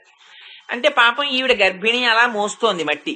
ఆయన అన్నారు, అమ్మా ఆయన చెప్తే అలాగో వింటలేదు, నువ్వు కూర్చో అమ్మా, నేను వెళ్ళి పట్టుకొచ్చేస్తాను ఆ మట్టి అని. ఈయన మట్టి తీసి ఈ గిన్నెలో పోస్తున్నారు. ఈ పిల్లవాడు కనపడకుండా వెనక నించుని ఖాళీ గిన్నె అటు తోసి నిండు గిన్నె పట్టుకుని వెళ్ళిపోతున్నాడు. ఏమిటి ఈవిడ చాలా తొందరగా వచ్చేస్తోంది మట్టి ఎట్టుకునని ఓసారి ఇలా చూశారు అనంతార్యుల వారు. చూసేటప్పటికి ఈ పిల్లాడు మళ్ళీ కనపడ్డాడు. ఏరా నిన్ను పొమ్మన్నాను మళ్ళీ వచ్చావా, నా చేతిలో గుణపం ఉంది, తవ్వుతున్న గుణపం, ఆ గుణపం పెట్టి మళ్ళీ వచ్చావా అని ఇలా అన్నారు. అంటే గుణపం వచ్చి గడ్డానికి కొట్టుకుంది. గడ్డం బద్దలై రక్తం కారుతూ వెళ్ళిపోయారు. ఏవో పిల్లవాడు రక్తం కారింది అనుకున్నారు, వెళ్ళిపోయాడు. సాయంకాలం అనంతాచార్యుల వారు గుళ్ళోకి వెళ్ళారు. వెళ్ళేటప్పటికి గడ్డం పగిలిపోయి ఇంత వాచిపోయి కనపడ్డారు వెంకటేశ్వర స్వామి వారు. కనపడితే అర్చకులు ఆశ్చర్యపోయి, ఇదేమిటి స్వామి ఆ గడ్డం ఏమిటి అంత వాచిపోయిందన్నారు. అంటే అనంతాచార్యులు తోట వేస్తుంటే వెళ్లి సహాయం చేద్దామని వెళ్ళానయ్యా, గుణపం పెట్టి కొట్టాడు, ఇంత వాచిపోయింది. కానీ నా దర్శనానికి వచ్చినటువంటి భక్తులందరూ ఓసారి నా గడ్డం మీదున్న మచ్చ చూసి అనంతాచార్యులు వారు గుణపంతో స్వామివారిని కొట్టాడని నేను చెప్పుకుంటుంటే నా భక్తుడి పేరు విని నేను మురిసిపోతానయ్యా, అందుకని నాకు ఇక్కడ గంధంతో మచ్చ పెట్టండి అన్నారు. ఆనాటి నుంచి ఈనాటి వరకు వెంకటేశ్వర స్వామి వారి గడ్డం కింద గంధంతో మచ్చ ఉంటుంది. ఎంత భక్త సులభుడండి ఆయన. ఆయన మన కోసం దెబ్బలు సక్కుబాయి కోసం మొగుడి పెళ్ళం వేషం వేశాడు మహానుభావుడు. ఎన్ని కష్టాలు పడ్డాడో ఆయనతో సంసారం చేయడానికి. ఇటు పరమాత్మ ఏమిటి, భార్య వేషం వేసి భర్తతో సంసారానికి రావడం ఏమిటి. నిజంగా మన ఆర్తి ఏ పాటిదిరా అనిపిస్తుంది. ఇంత ఆర్తి మనం చూపిస్తే ఇన్ని మెట్లు దిగిపోవడానికైనా పరమాత్మ సిద్ధంగా ఉంటాడు. ఇది తులసిని కిరీటమునకు చుట్టబడగా అటువంటి కిరీటమును ధరించి ఉన్నటువంటి నారాయణమూర్తి యొక్క స్వరూపం. నేను ఇన్ని జగత్తులను శాసించిన వాడిగా, నారములకు ఆయనమైన వాడిగా, సమస్త బ్రహ్మాండముల యందు అనుప్రవేశము చేసి నిలబెట్టిన వాడిగా, ఎంత శాసకుణ్ణో, ఎంత ఔన్నత్యమును కలిగిన వాణ్ణో, నన్ను భక్తితో పిలిస్తే పరిగెత్తుకు రావడానికి అంత సులభుణ్ణి అని ఆ తులసి వాసన అనేటటువంటి వ్యామోహం తనది భక్తుల పట్ల, భక్తుల వ్యామోహం తన పట్ల సూచించేదిగా ఉన్న ఆ నారాయణుడున్నాడే, ఆయన ఎంతటి దాక్షిణ్యమూర్తి, ఎంతటి ఉదార బుద్ధి కలిగిన వాడంటే, మహానుభావుడు మాకు ఏ కైంకర్యం చేత కాదు, ఏమీ తెలియనటువంటి మేము వెళ్లి ప్రార్థన చేస్తే మాకు పర అనేటటువంటి పురుషార్థాన్ని ఇచ్చినటువంటి వాడు. చూడండి ఎంత లోతుగా మాట్లాడుతోందో చూడండి ఆవిడ. ఇవాళ ఏ మహానుభావుడు నమ్మాళ్ళ వారికి ఆకలి దప్పిక లేకుండా చేశాడో, పాంచభౌతికమైనటువంటి శరీరమునకు ఆకలి దప్పిక సహజమైన విషయాలు, అటువంటి శరీరములో ఆకలి దప్పిక లేకుండా తన ప్రయత్నమన్నది అసలు ఈ లోకములోకి వచ్చిన తరువాత ఏదీ చెయ్యకుండా పుట్టుకతోనే బ్రహ్మానందాన్ని ఇచ్చినటువంటి మహాపురుషుడైనటువంటి శ్రీమన్నారాయణుని యొక్క అనుగ్రహంతో బ్రహ్మానందమును అనుభవించినటువంటి నమ్మాళ్ళవారిని దృష్టిలో పెట్టుకుని చేస్తున్న పాశురం కనుక ఆ తల్లి అంటుంది, మాకేమీ చేత కాదు, మేమేమి ప్రత్యేకించి చేసినటువంటి కైంకర్యం లేదు, అయినా మాకు పర అన్న పురుషార్థాన్ని ఇచ్చాడు. ఏమిటి పర? ఈ పర మీకు నేను అస్తమానం దీని గురించి చెప్తూనే ఉన్నాను. వాచిక కాయిక మానసిక కైంకర్యములతో కూడినటువంటి ఏకస్వరూపమైన కైంకర్య నిష్టకే పర అని పేరు. ఎందుకనంటే పర అన్నదాన్ని గుండెలకి కట్టుకుంటారు, చేతులతో మోగిస్తారు, నోటితో పాడతారు. అందుకని అందులో వాచిక మానసిక కాయిక కైంకర్యములు ఉన్నాయి. ఆ పర అనేటటువంటిది నిజంగా పురుషార్థం. పురుషార్థం అంటే ఏమిటో తెలుసా అంటే, మనకు పురుషార్థములని 4 చెప్తారు. ధర్మ అర్థ కామ మోక్ష అని. అన్నింటికన్నా ముందు తీసుకెళ్లి ధర్మం పెడతారు, చిట్ట చివరికి తీసుకెళ్లి మోక్షం పెడతారు, ఈ మధ్యలోకి తీసుకొచ్చి అర్థకామములను పెడతారు. ఇది నిజంగాను పెద్దల యొక్క అమరికని చూడాలి. వీటికి పేరు ఇంకోటి పెట్టకూడదా? ఇంకొక పేరు పెట్టలా. ఈ 4 ఏమిటండి అని ఎవరైనా అడిగితే పురుషార్థములు అబ్బాయి అన్నారు. పురుషార్థం అంటే ఏమిటండి అంటే, నువ్వు అర్థించి పొందవలసినవి అన్నారు. అర్థించి పొందుతాడు కనుక దానికి పురుషార్థం అని పేరు. ఏమిటది? ధర్మ అర్థ కామ మోక్షాలు. అయితే చిత్రం ఏమిటంటే, మోక్షాన్ని మనం సంపాదించుకోవడం అంటూ ఏముండదు ప్రత్యేకంగా. మోక్షం సంపాదించుకోవడము అంటే ధర్మ అర్థ కామములను సరిగ్గా అనుష్ఠానం చేయడమే. ఈ 3 మధ్య ఉండేటటువంటి సమన్వయం తెలిస్తే 4వది వస్తుంది. ఇంచేత అంటే, మీకు కర్ర ఇచ్చి ఆ కర్ర 40 అడుగుల పొడుగు ఉందనుకోండి, అబ్బాయి 10 అడుగుల పొడుగు ఉండేటట్టుగా 4 సమానమైన ముక్కలు చెయ్యి అన్నారనుకోండి, మీరు ఎన్ని మాటలు నరుకుతారు? ఆ కర్రని ముందు 10 అడుగులు కొలుస్తారు, ఒక మాట నరుకుతారు, 10 అడుగుల కర్ర వచ్చింది. మళ్ళీ 10 అడుగులు లెక్క పెడతారు, నరుకుతారు, ఇంకో 10 అడుగుల కర్ర వచ్చింది, 20 అడుగుల కర్ర మిగిలింది. మళ్ళీ ఇంకో 10 అడుగులు లెక్క పెడతారు, ఇంకొకసారి నరుకుతారు. ఇప్పుడు 10 అడుగుల కర్రలు ఎన్ని వచ్చాయి? 2 వచ్చేస్తాయి. 3 సార్లు నరికితే 4 10 అడుగుల కర్రలు వస్తున్నాయి.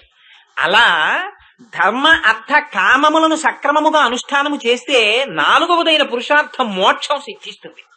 చిత్రం ఏమిటంటే, అందుకే ధర్మాన్ని ముందు పెట్టి అర్థకామాలని వెనకాల పెట్టారు. అన్నింటికన్నా వెనకాల మోక్షానికి ముందు ధర్మానికి బాగా దూరంగా కామాన్ని పెట్టారు. ఈ ధర్మముతో అర్థాన్ని, ధర్మబద్ధమైన కామాన్ని, మోక్షమునందు కోరికని అనుసంధానం చేసుకోవడం చేత కాకపోతే అది నరకం అయిపోయి కూర్చుంటుంది. ఈ 4 నడుస్తుంటాయి జీవితంలో. ఈ 4 ఎలా అనుసంధానం చేసుకోవాలో కూడా చాలా గమ్మత్తుగా చూపించారు. ఇదే అయోధ్యకాండలో ఎంత గమ్మత్తుగా చూపించారంటే, కౌసల్యాదేవికి ఒక్క కుమారుడు రామచంద్రమూర్తి, సుమిత్రకి 2 కుమారులు లక్ష్మణుడు శత్రుఘ్నుడు, కైకమ్మకి 1 కొడుకు భరతుడు. అసలు 2 ఉయ్యాలలు 2 కొడుకులు ఉన్నటువంటి సుమిత్రా మందిరంలో కదా ఎక్కువ హడావిడి ఉండాలి. కానీ ఎప్పుడు సుమిత్రా మందిరం ప్రశాంతంగా ఉండేది. కౌసల్య మందిరం, ఆ కైకేయి మందిరం చాలా హడావిడిగా ఉండేవి. ఎందుకని? లక్ష్మణుడు శత్రుఘ్నుడు వీళ్ళిద్దరినీ తీసుకొచ్చి ఎప్పుడైనా సుమిత్రా మందిరంలో ఉయ్యాలలో 2 కలిపి పడుకోపెడితే హోరుమని ఏడుస్తుండేవారట. ఏమిటి ఇంత ఏడుస్తున్నారని సుమిత్ర పాపం లక్ష్మణుణ్ణి ఆ భుజం మీద వేసుకుని, పెద్దక్క కాబట్టి కౌశల్య ఇంటికి వెళ్ళి, అక్క ఏమిటి పిల్లాడిలా గొక్క పట్టి ఏడుస్తున్నాడంటే ఏదిలా పడుకోబెట్టనేది. రాముడి పక్కన పడుకోబెట్టేటప్పటికి ప్రశాంతంగా కూర్చునేవాట. లక్ష్మినో లక్ష్మి సంపన్న అని ఆయన ఎప్పుడూ ఆ రాముడి పక్కన పడుకునేటప్పటికీ సుఖంగా ఉండేవారు. అసలు ఆ బాలకాండలో వాళ్ళిద్దరి అనుబంధం వినాలి. ఎన్ని రహస్యంగా శ్లోకాలు మాట్లాడారో మహర్షి. ఆ రాముడు లక్ష్మణుడు లేకపోతే తినేవాడు కాదు, లక్ష్మణుడు రాముడు లేకపోతే తినేవాడు కాడన్నారు. ఇద్దరు అంత హాయిగా ఉండేవారు. తీసుకొచ్చి శత్రుఘ్నుడి పక్కన మళ్ళీ పడుకోబెడితే మళ్ళీ ఏడుపు మొదలు. ఏమిటి ఇలా ఏడుస్తున్నారని శత్రుఘ్నుడిని తీసుకెళ్లి భరతుడి పక్కన పడుకోబెట్టేస్తే ఆయన ప్రశాంతంగా ఉండేవాడు. అందుకని పాపం ఇద్దరు పిల్లలున్నా సుమిత్ర మందిరంలో పిల్లలు ఉండేవారు కాదు. ఒక్కొక్క పిల్లలైనా వాళ్ళ మందిరాల్లో ఇద్దరిద్దరు పిల్లలు ఉండేవారు. ఏమిటి ప్రశాంతతకి కారణం? రాముడు ధర్మం, ఆ లక్ష్మణుడు అర్థం, శత్రుఘ్నుడు కామం, భరతుడు మోక్షం. అవి 4 విధములైనటువంటి పురుషార్థాలు. ఇందులో రాముడు ధర్మం కనుక ధర్మము పక్కన అర్థాన్ని పడుకోబెట్టారనుకోండి, ధర్మబద్ధమైన అర్థము ప్రశాంతతనిస్తుంది. అధర్మమైనటువంటి అర్థము చాలా బెంగ పెట్టిస్తుంది. రాత్రి నిద్ర కూడా పట్టదు. అమ్మో ఆ గోడలో ఉంది, కింద ఉంది, పరుపు కింద ఉంది, ఎవడొస్తాడో ఏ రైట్ చేస్తాడో బెంగే. తిన్నది ఎక్కదు, పడుకున్నది నిద్ర పట్టదు. అందుకని ధర్మబద్ధమైన అర్థము, మోక్షమునందు కామము. అలా కాకుండా అర్థం కామం ఓ ఉయ్యాల్లో పడుకున్నాయనుకోండి, డబ్బు కోరి. భగవంతుని యొక్క కైంకర్యము చెయ్యగలిగినటువంటి అదృష్టము కన్నా అదృష్టము వేరొకటి ఉండదు. కేవలం నామాన్ని నోటితో చెప్పినంత మాత్రము చేతనే అంత ఫలితాన్ని వస్తుంటే, ఇంకా మనస్సు, శరీరము, నోటి మాట 3 ఏకరీతిగా నిలబడ్డాయనుకోండి, ఇంకా నిజంగా దానికి ఎంత వైభవం ఉంటుందో ఆలోచించండి. అందుకని ఈ 3 కలిసి ఉండడం పరమ పురుషార్థమైనటువంటి భగవంతుణ్ణి పొందడానికి మార్గం అవుతోంది. ఇది మనంత మనంగా తెచ్చుకోగలిగినది కాదు. ఇది తెచ్చుకోవడానికి అడ్డుపడేటటువంటి శత్రువులైనటువంటి కామక్రోధాదులను పరిమార్చి ఆయన మనకివ్వాలి. దీనికి మేం చేసిన పరిశ్రమ ఏమిటి? మేమేమి పరిశ్రమ చేయలేదు. వెళ్ళి కృష్ణ అని పిలిచామంతే. మా కోసం, మా వంశంలో, మా కులంలో పుట్టినవాడా అని సంతోషించామంతే. పిలిచి మాకు పరమ పురుషార్థాన్ని ఇచ్చేశాడు. అంతటి దయామయుడే ఆయన. అంతటి దయామయుడైన నారాయణుడు. మరి నువ్వేమిటి లోపల కుంభకర్ణుడు రామచంద్రమూర్తి చేతిలో మరణించినట్లు మరి ఇంత దయామూర్తి కదా స్వామి. ఇంత దయామూర్తి ఆ కుంభకర్ణుడి పట్ల సంహరించవలసిన వాడు కావడం ఏమిటి అంటే, దోషం పరమాత్మలో ఉండదు, దోషం ఉపాసనలో ఉంటుంది. అంటే కామంతో ప్రవర్తించిన వాళ్ళు భగవంతుణ్ణే పొందుతారు, క్రోధముతో ప్రవర్తించిన వాడు పరమాత్మనే పొందుతాడు, విరోధంతో ప్రవర్తించిన వాడు భగవంతుణ్ణే పొందుతాడు, భక్తితో ప్రవర్తించిన వాడు ఆయన్నే పొందుతాడు. ఎందుకని అంటే మనస్సు లక్క ముద్ద లాంటిది, కాల్చిన లక్క లాంటిది. దాని మీద మీరు ఎలాంటి ముద్ద వేస్తే అలా పడుతుంది. కంసుడు కేవలం ఆయన మీద కక్ష పెట్టుకున్నాడు, కృష్ణుడు పుట్టగానే చంపేస్తానని.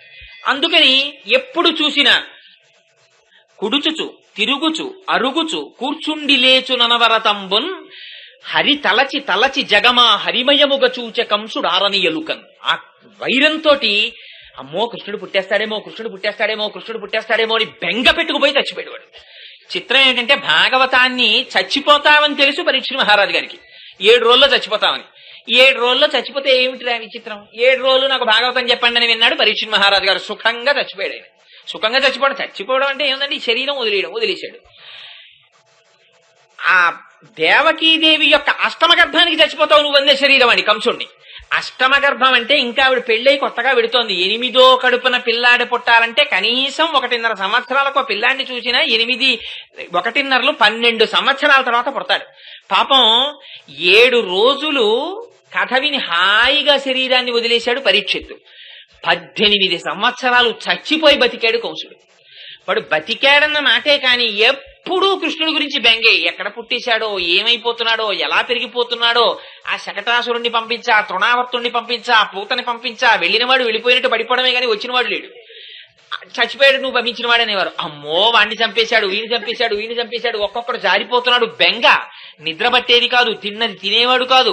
ఇంత బెంగ పెట్టుకుని చచ్చి బతికిపోయాడు కృష్ణుడి చేతిలో చచ్చిపోయి. అందుకని క్రోధం పెట్టుకున్నవాడు కృష్ణుడి చేతిలోకే వెళ్ళిపోయాడు, వైరం పెట్టుకున్నవాడు శిశుపాలుడు ఆయనలోకే చేరిపోయాడు. ఆయన యందు కామం పెట్టుకున్న గోపికలు ఆయన ఎందే చేరిపోయారు. ఆయన యందు భక్తితో ప్రవర్తించినటువంటి అక్రూరుడు ఆయనలోనే చేరిపోయాడు. ఆయన యందు స్నేహం పెట్టుకున్న అర్జునుడు ఆయనలోనే చేరిపోయాడు. ఆయనతో ఎల్లాగో అలా సంబంధం పెట్టుకుంటే చాలు ఆయనలోకి చేరిపోతున్నారు.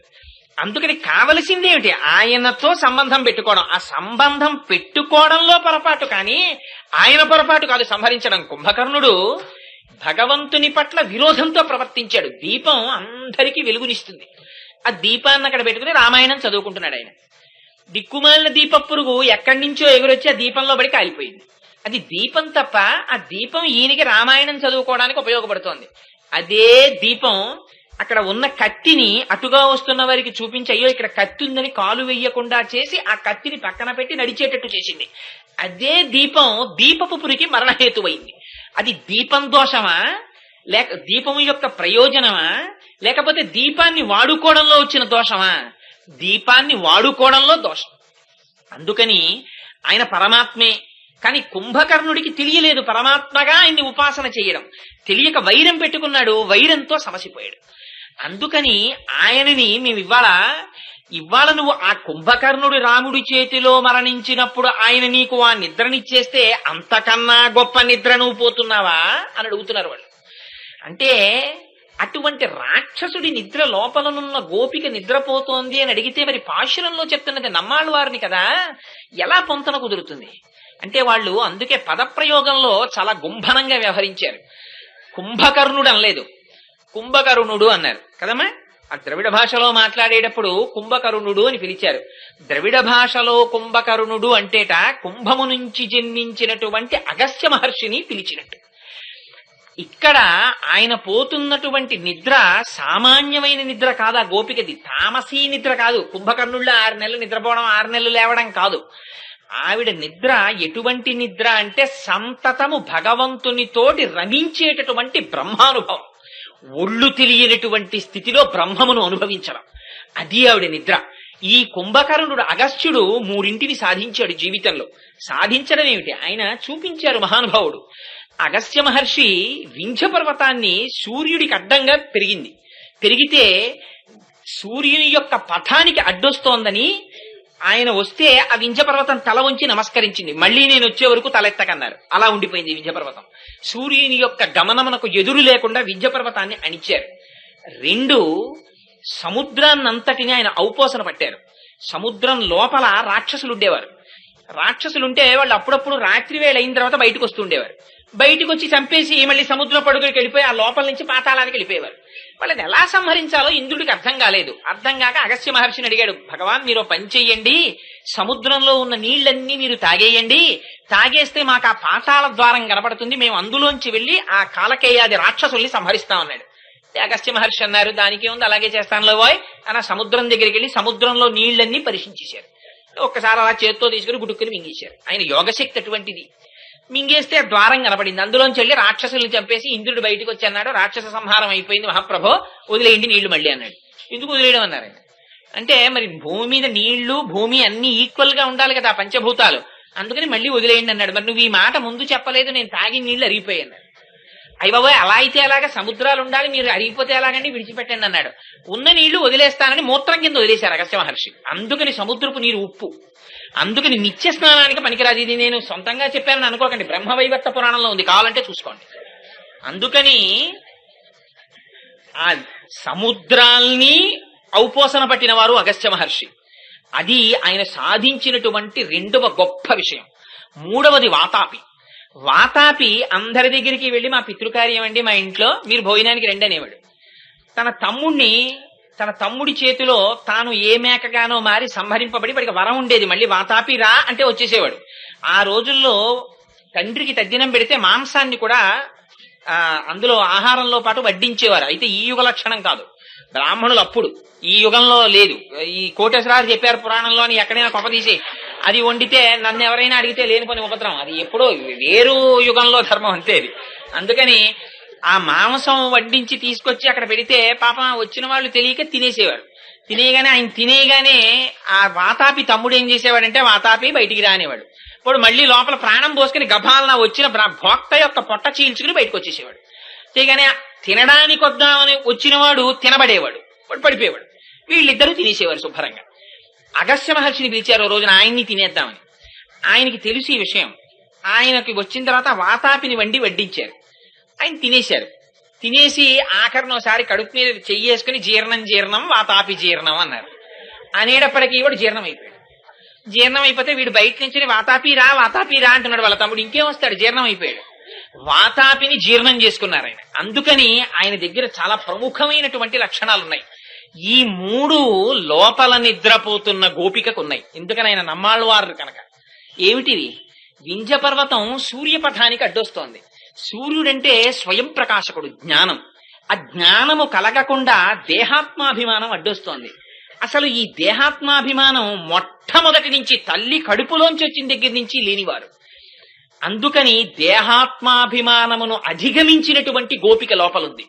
2, ఆయన సముద్రాన్ని ఔపోసన పట్టారు. సమస్త శాస్త్రములలో ప్రతిపాదింపబడినటువంటి అన్ని రహస్యములను తాము తెలుసుకున్నారు. అటువంటి గోపిక లోపల నిద్రపోతోంది. నిద్రపోవడం అంటే తామస నిద్ర కాదు, బ్రహ్మానందాన్ని పొందుతోంది. 3, ఆయన వాతాపిని సంహరించారు. అంటే మృత్యువు లేని స్థితిని పొందారు. మృత్యువు లేకపోవడం ఏమిటి అంటే, మృత్యువు దేనికి ఉంటుంది? శరీరానికి ఉంటుంది. అసలు చాలా ఆశ్చర్యకరమైన విషయం ఏమిటంటే, మనందరికీ ఒక పనికిమాలిన బెంగోటు ఉంటుంది. అంటే మనందరికీ అని నేను ఎందుకన్నానంటే, ఆ మాట నాకు కూడా ఉంది కాబట్టి. అందుకని మీకు అని అనడానికి నాకేం అధికారం లేదు. ఏమిటా బెంగ అంటే, చచ్చిపోతానేమో అని బెంగ. అందుకని వాడు గుడికి కూడా రాడు. ఎందుకు రాడంటే, చలికాలం అంటే నాకు పడదు, కోల్డ్ ఎలర్జీ, 70 ఏళ్ళు ఏమైపోతానో బెంగ. పురాణానికి వెళ్ళడు, దేనికి వెళ్ళడు. ఎందుకు వెళ్ళడంటే దీని గురించి బెంగ. అంటే నేను ఎవరిని విమర్శించాలని ఈ మాట చెప్పట్లేదు. ఒకవేళ అలాంటి వాళ్ళు ఎవరైనా ఉంటే నువ్వు నా గురించి చెప్పావని అనకండి నన్ను. శాస్త్రం ఉన్నమాట చెప్పానంతే. అందుకని ఎంత బెంగ అంటే ఇది ఉండిపోతుందని. నువ్వు ఇంత బెంగెట్టుకుని ఉంచుకుంటే ఇదేం ఉండదు. ఇది వెళ్ళిపోతుందన్నది తథ్యం. మీ నాన్నగారికి తద్దినం పెడుతున్నావు, అదే సాక్ష్యం. మీ నాన్నగారు కూడా ఇలాగే అనుకుని వెళ్ళిపోయారు. తద్దినం నీతో పెట్టించుకుంటున్నారు. ఆయనకి ముందు తాతగారు ఇలాగే అనుకున్నారు, ఆయన వెళ్ళిపోయి మీ నాన్నగారితో పెట్టించుకున్నారు. నువ్వు కూడా ఇలాగే అనుకుని వెళ్ళిపోతావు, మీ అబ్బాయి తద్దినం పెడతాడు, ఇది ఖాయం. అయితే చిత్రం ఏమిటంటే, వీడికి మాత్రం దీనితో తాదాత్మ్యత. ఇది ఉండిపోతుందని బెంగ. ఎంత బెంగ అంటే, ఇది ఎంత పనికిరాని బెంగ అంటే, పక్కింట్లో దొంగలు పడ్డారనుకోండి, వీడు 6 నెలలు తలుపులు చాలా జాగ్రత్తగా వేసుకుంటాడు. తలుపులు జాగ్రత్తగా వేసి రాలేదు అని బెంగెట్టుకుంటాం. 7 దొంగలు వచ్చి ఎత్తుకుపోతారని. పక్కింట్లో దొంగలు పడ్డారనే నీకంత బెంగే నీ ఇంట్లో గురించి. మరి పక్కింట్లో చచ్చిపోయారు, చాలా చావులు వచ్చాయి పక్కింట్లో. ఏ ఇంట్లో చావు లేకుండా ఉంటుంది? పక్కింట్లో చచ్చిపోయారు ఒకప్పుడు. ఎవరో ఒకళ్ళు చచ్చిపోకుండా ఉంది, 7 పక్కిళ్ళు చచ్చిపోయారు. కాబట్టి అక్కడ దొంగలు పడితేనే నువ్వు బెంగెట్టుకుంటే, అక్కడ అగ్నిహోత్రం పుడితేనే నువ్వు బెంగెట్టుకుంటే, అక్కడ కరెంటు పోతేనే నువ్వు బెంగెట్టుకుంటే, అక్కడ చచ్చిపోయారు కాబట్టి ఇక్కడ కూడా ఎప్పుడప్పుడు వస్తాడు వాడు. అక్కడ చంపినవాడు ఇక్కడ చంపడానికి రాడేమిటి? మరి దానికి నువ్వేం కూడబెట్టుకుంటున్నావు? దేన్ని కూడబెడుతున్నావు అంటే, దానికి కూడబెట్టుకోవాల్సింది ఒక్కటే, ఇది ఉండదని తెలుసుకోవడం. ఇది ఉండదురా, దీన్ని పట్టుకోవడం అనవసరం. మరి దేన్ని పట్టుకుందాం? అందుకని పూజలో తేడా మారుస్తారు. తెలివైన వాళ్ళు ఏం చేస్తారంటే, ఇప్పుడు ఇంటికి చుట్టం వస్తాడు, వాడితో కష్టాలన్నీ, ఇదే పనికి మాలిన ప్రసంగం ఎక్కడ ప్రారంభం అవుతుందంటే, ఊసుపోని కబుర్లు చెప్పే వాళ్ళందరితో తాదాత్మ్యత. ఎక్కడైనా భగవన్నామం చెప్తోందంటే అబ్బాయి ఎంత బోరో ఆవలింతలు వచ్చేస్తుంటాయి. కారణం ఏంటంటే సంస్కార బలం. ఇది ప్రయత్నపూర్వకంగా అధిగమించాలి మనం. లేకపోతే ఏమవుతుందంటే కాలం వ్యయం అయిపోతుంది. అక్కడ వ్యయం అయిపోవడంలో ఏమవుతుందంటే వాడికి తెలియదు, కాలం అయిపోతోందన్న విషయం తెలియదు. అక్కర్లేని విషయాలన్నీ వినడంలో ఉత్సాహం, ఇవన్నీ వింటుంటాడు. అసలైన విషయాలు పట్టించుకోవలసినటువంటి అవసరం ఉండదు. అందుకని పూజలో ఏం చేస్తారంటే, ఓ తెలివైన మాట అంటారు, ఇది ఉండదు, ఇది నువ్వు ఇదే కదా బెంగ. ఇంటికి వచ్చిన చుట్టాన్ని ఎన్నాళ్ళు మీరుండండి అని ఎన్ని కష్టాలు చెప్పకున్నా వాడు తెలివైన వాడు ఇవన్నీ విని శుభ్రంగా భోజనం చేసి రాత్రి పడుకున్నప్పుడు ఇంకొక 2 రోజులు గొడవ, ఎల్లుండికి రిజర్వేషన్ అయిపోయింది నాకు అనుకుంటాడు వాడు. ఎందుకంటే వాడికి ఏంటి, ఈ కష్టాలతో వాడికి నిజంగా సంబంధం ఉందా? వాడికి ఏం అంత పెద్ద సంబంధం లేదు. ఏదో బంధువు కాబట్టి కొంచెం నీ కష్టం వాడి కష్టంలో పెద్ద యాక్షన్ 500 చేస్తాడు అక్కడ. అంతేగాని నిజంగా వాడి కష్టం ఏం అయిపోదు. దీనికి ఏమిటంటే పాపం ఏదో తప్పదు, వీడికో పాపం పుణ్యం ఉన్నాయి, అది అనుభవించడానికి తీసుకొచ్చాడు దీన్ని. అది అయ్యే వరకు నేను అనుభవించాలి కదా, ఇది అనుభవిస్తే కదా లోపల మనస్సు అనుభవిస్తుంది. అందుకు దీనికి ఒకరు పుట్టాలి, దీనికి కాలు నొప్పి పెట్టాలి, దీనికి మోకాలు నొప్పి పెట్టాలి, ఓ రోజు ఇది ఏసీలోకి వెళ్ళాలి, ఈ సుఖాలు దుఃఖాలు ఇది అనుభవిస్తుంటే ఏదో రోజు బెంగెట్టుకుని నాతో పట్టుకుంటున్నాడు, నేను ఉంటానేట్రా, నేను ఇలా పోయేదని ఊరికే నన్ను పట్టు కూర్చుంటాడు, నేను ఉంటానా అంటుంటుంది పాపం. ఇది కానీ చిత్రం ఏంటంటే ఎప్పుడు ఉండేది ఒకటి ఉంటుంది లోపల ఆత్మ, దాని జోలికి వీడెళ్ళడు. అందుని పెద్దలు ఏం చేస్తారంటే దీన్ని అడగరు, నువ్వు ఉండు అని దీన్ని అడగరు. దేన్ని అడుగుతారంటే నువ్వు వెళ్ళిపోయేటప్పుడు నన్ను వదిలేయకు, నువ్వు వెళ్ళిపోయేటప్పుడు నన్ను వదిలేయకని లోపల ఉన్న దాన్ని అడుగుతారు. అది వెళ్ళిపోతే కదా ఇది పడిపోతుంది. అందుకని దాన్ని పట్టుకుంటారు, దాని కాళ్ళు అట్టుకుంటే అది ఉపకారం చేస్తుంది. అది వెళ్ళిపోయే ముందు ఏం చేస్తుందంటే పాపం అస్తమానం నన్ను అడిగేవాడని దా అని తనలో కలుపుకుంటుంది. కలుపుకుంటే సుషుమ్నలోంచి తీసుకెళ్తుంది. సుషుమ్నలోంచి తీసుకెడితే బ్రహ్మగారి సభలో కూర్చోబెడుతుంది. అందుకని మళ్ళీ దీంట్లోకి రావాల్సిన అవసరం ఉండదు. ఆ వైరాగ్యం పెంచుకుంటాడు. అందుకని ప్రయత్నపూర్వకంగా ఇదేం అమంగళం కాదు, లోపల జ్ఞానమే యథార్థానికి. ఇది ఉండదు అని ఒకసారి మననం చేసుకుని ఇది ఉంటుంది ఏంటి, మా అమ్మగారు వెళ్ళిపోలా, రుద్రభూమిలోకి వెళ్ళిపోయారు, ఆవిడ శరీరం విడిపోయింది, ఆవిడ శరీరం అంతర్ధానం అయిపోయింది. అలాగే ఒకనాడు ఇది వెళ్ళిపోతుంది. ఆనాడు నేను తీసుకెళ్లిపోయినట్టే నా కొడుకు నన్ను తీసుకెళ్లిపోతాడు. ఇది అంతే, ఆ శరీరం పంచభూతాల్లో కలిసిపోతుంది. ఇది ఉంటుందా? ఇది ఏమీ ఉండదు. ఈ ఉంగరాలు తీసేస్తారు, ఈ మెళ్ళలో ఉన్న గొలుసులు తీసేస్తారు, ఈ బట్టలు తీసేస్తారు, ఇది వెళ్ళిపోతుంది అని లోపల ఎక్సర్సైజ్ చేసుకుంటాడు. చేసుకుంటే ఏమవుతుందంటే ధైర్యం వస్తుంది. అవును, ఆ సత్యాన్ని యాక్సెప్టబిలిటీ అంటారు, యాక్సెప్ట్ చేయగలిగిన ధైర్యం వస్తుంది. ఈ లేని భీరుత్వం ఏం చేస్తుంటే పిరికితనం భ్రాంతి వైపు తీసుకెళ్తుంది. తీసుకెళ్లిన చివరికి రిజల్ట్ నిల్. ఎంత మీరు తాపత్రయపడి కల్లరి బొమ్మ అయ్యవుకా ఎంబునొల్లా ఇదేం ఉండదు, నా వల్ల కాదని వెళ్ళిపోతుంది. పాపం అలా సాక్షి మాత్రంగా అదే స్థాయిలో ఆ మనస్సు పట్టుకుని అక్కడ చూసి అయ్యో ఇది కాలిపోయింది నడిస్తే మళ్ళీ భగవంతుడు ఇంకో శరీరం ఇస్తాడు, మళ్ళీ దాంతో తిరగడం. అందుకని దీంతో పెట్టుకోకుండా సరే నువ్వు వెళ్ళిపోతానన్నావు, నేను ఒప్పుకున్నా, నిజమేలే నువ్వు వెళ్ళిపోతావు, ఉంటాయేంటి ఎంతమంది వెళ్ళిపోలేదని. కానీ లోపల ఉన్నది ఒకటి ఉంది కదా, నువ్వు మాత్రం మళ్ళీ ఇలా శరీరాల్లో దూరకు, నువ్వు వెళ్ళిపోయేటప్పుడు నీతో కలుపుకుని నన్ను పట్టుకెళ్ళిపో అంటే ఆయన పరమాత్మ స్వరూపమై ఇక్కడ ఉంటాడు.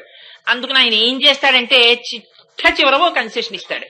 ఏమిటా కన్సెషన్ అంటే, పిల్లాడు లెక్కల్లో చాలా పూర్, అదృష్టవశాత్తు వాళ్ళ నాన్నగారే లెక్కల మేస్టారు అనుకోండి. పేపర్లు అట్టుకుని ఇంటికి వచ్చాడు. ఇంటికి వస్తే దిద్దుకుంటున్నాడు, పిల్లాడి మార్కులు దిద్దుకుని 12 పాస్ అవ్వలేదు. వాడిని పిలిచి 4 లెంపకాయలు కొట్టి ఏంట్రా బుద్ధుందా లేదా నీకు, ఏటి ఈ మార్కులు అని అంటే, నేను ఎవరిని టీచర్లు అంటలేదు మండిది, ఏ పెన్సిల్ తో రాసావో పెన్సిల్ పట్టరా అని, ఈ లెక్క ఇలా చేయి అని దగ్గర కూర్చుని మొట్టికాయలు కొట్టి లెక్కలు చేయించేసి దిద్దేసి 35 కరెక్ట్ గా వేసేసి పాస్డ్ అని 50కి 35 135 వేసేసి 0 చుట్టేసి కింద సంతకం పెట్టేస్తాడు. అయిపోయిందంటే వాడు పాస్ అయిపోయాడు. ఎవరి దయ? అయితే ప్రభుత్వం మోడరేషన్ ఇచ్చింది, 31 4 మార్కులు మోడరేషన్ ఇచ్చాం, ప్రభుత్వం పాస్ చేసేసింది, వీడు అవ్వలేదు, ప్రభుత్వం పాస్ చేసింది, ఇంకేం ఏడుస్తోలే ఇంకో ఏడాది. అలా భగవానుడు ఏం చేస్తాడంటే చిట్ట చివరి ఆయనే వాయు రూపంలో లోపలికి వచ్చి రామ రామ రామ అను, లేకపోతే శివ శివ శివ అను ఒకసారి ఆ భగవన్నామని చెప్పించేస్తాడు. చిట్ట చివర భగవన్నామని చెప్తే ఓ గొప్ప ఉపయోగం ఉంది, కింకర్లు వెనక్కి వెళ్ళిపోతారు. యమధర్మరాజు గారికి ఒక ప్రతిజ్ఞ ఉంది, ఒరే చిట్ట చివర ఊపిరి తీసేటప్పుడు ఎవడైనా భగవన్నామని చెప్తే నువ్వు వాడి ఉసురు తీసుకురాకురా, వాడి కాళ్లకున్న మట్టి తీసుకురా, నీ కిరీటం మీద జల్లి నా కిరీటం మీద జల్లుకుంటాడంటాడు ఆయన. అందుకని ఈ చిట్ట చివర ఊపిరే కదండి, ఊపిరితోనేగా మాట్లాడాలి. అందులో ఊపిరిని చిట్ట చివరి ఊపిరిని స్వామి నామం కింద మారుస్తాడు. మారిస్తే ఏమైపోతుందంటే వీడు ఏ బెంగ లేకుండా ఆ స్వామి నామం చెప్పేస్తాడు. అసలు నిజంగా ఒకసారి శాస్త్రంలోకి వెనక్కి వెడితే మృత్యు అంటే ఏమిటి అన్నది డిఫైన్ చేసి వాళ్ళు మాట్లాడితే మనకి నిజంగా అయ్యి బాబోయ్ ఇది ఎంత చాలా ఆశ్చర్యక ఒళ్ళు రోమాంచితం అవుతుంది. ఏమి లేదు, ఏముంది మృత్యు అంటే రిట్రీట్ ప్రాసెస్. ఇంద్రియాలు, ఈ కన్ను చూస్తుందా, కన్ను మాంసపు ముద్ద, రక్త వికారం లోపల నుంచి ఆత్మ యొక్క శక్తి కంటి మీద పడితే కన్ను చూస్తుంది. ఈ ఇంద్రియాల యొక్క శక్తి ఏమవుతుందంటే వెనక్కి వెళ్ళిపోయి మనస్సులోకి వెళ్ళిపోతుంది. కానీ ఇంకా మనస్సు పనిచేస్తూ ఉంటుంది, కానీ కన్ను చూడదు. అలా తెరిచిన కన్ను తెరిచినట్టు ఉండిపోతుంది, గుడ్డు కదలదు. నాన్నగారండి అని వచ్చి ఇక్కడ అరుస్తాడు, వినడం. నోట్లో పోస్తూ ఉంటాడు, మింగడం, కారిపోతుంటుంది.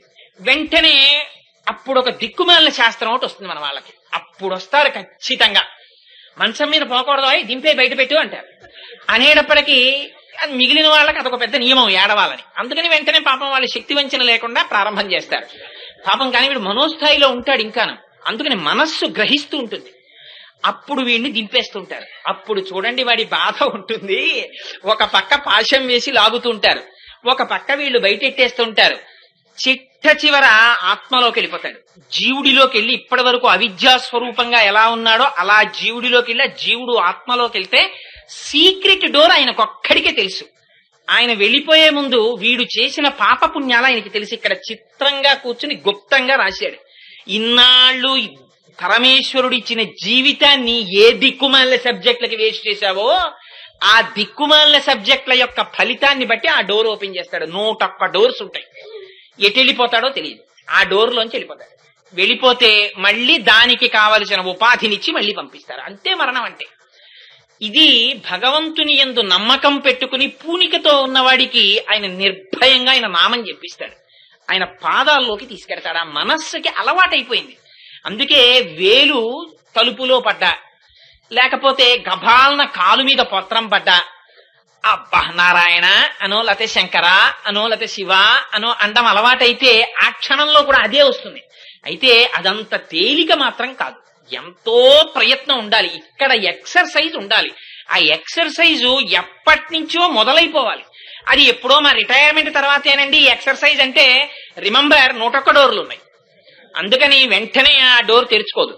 లోపల సాక్షి ఇంకోడు ఉన్నాడు, నువ్వు ఇంతకాలం ఏం చేశావో చూస్తున్నవాడు. అందుకని ఒక్కసారి వచ్చి నిలబడితే ఇదిగో అక్కడ నుంచి ఇక్కడ వరకు ఇన్ని పురుషార్థాలనిచ్చి పరమ పురుషార్థం ఇవ్వగలిగిన వాడు ఉన్నాడు. వాడు పరమాత్మ. అంతటి దయామయుడే. అటువంటి పరమాత్మే ఇవాళ లోపల ఉన్న గోపిక ఏమిటి? ఆ మృత్యువుని అధిగమించింది. అదే వాతాపిని జీర్ణం చేసుకున్నటువంటి అగస్త్యుడు. అది కుంభకర్ణుడు. అందుకని లోపల అటువంటి నిద్రపోతున్న గోపిక అంటే మృత్యు ఎవరికి? శరీరానికి, ఆత్మకి లేదు కదా. ఆత్మస్థితిలో ఉండిపోయింది. ఇటువంటి స్థితి కాబట్టి నమ్మాళ్ళవారిని చెప్పారు. అందుకని అటువంటి స్థితిలో ఉన్న గోపిక నువ్వు లేచి ఒక్కసారి మాట్లాడి మాకు దర్శనమిచ్చి, ఎందుకని ఆ నిద్రలోంచి అంటే అంతర్ముఖురాలైపోయి సమాధి స్థితిని అనుభవిస్తున్నటువంటి ఆ బహిర్ముఖురాలై అరమోట్పు నేత్రాలతో ఆ బ్రహ్మానందాన్ని అనుభవించినటువంటి వ్యక్తి మెల్లమెల్లగా వచ్చి మనకి దర్శనాన్ని కటాక్షించి వారు నడుస్తుంటే చూడడమే కళ్ళకి పరమ ప్రయోజనం. వారు నోరి మాట్లాడితే మాట వినడమే పరమ ప్రయోజనం. అందుకని నువ్వు లేచి వచ్చి మాతో కలిసి మాతో మమ్మల్ని నడిపించు అని అడుగుతుంది. పైకి మామూలు పాశురం, లోపల పరమ పవిత్రమైనటువంటి మహోత్కృష్టమైనటువంటి జీవితాన్ని కలిగినటువంటి అసలు పుట్టుక దగ్గర నుంచి బ్రాహ్మీ స్థితి తప్ప వేరొకటి తెలియదు మహానుభావుడికి, నమ్మాళ్ళవారి వారికి. అటువంటి నమ్మాళ్ళవారిని స్తోత్రం చేస్తూ చెప్పినటువంటి పాశురం ఆ పాశురం. ఇందులో తిరుమంగయ్య ఆళ్వార్ని ఆ ఆళ్వార్ని స్తోత్రం చేస్తోంది అమ్మవారు. లేదా ఆ ఆళ్వార్ని అడ్డుపెట్టి గోపికని నిద్రలేపుతోంది. లేదా నందగోప భవనంలో కృష్ణుడి యొక్క దర్శనానికి వెళ్లేటప్పుడు ఈ ఆళ్వార్ని దర్శనం చేసింది. మీరు ఏ స్థాయిలో చూసినా ఆ స్థాయికి సరిపోయేటట్టుగా అమ్మవారు ఆ ఆళ్వారుల జీవితాన్ని అందులో నిక్షేపించి ఈ పాశురాన్ని విజ్ఞాపన చేస్తోంది. అందులో అంటుంది,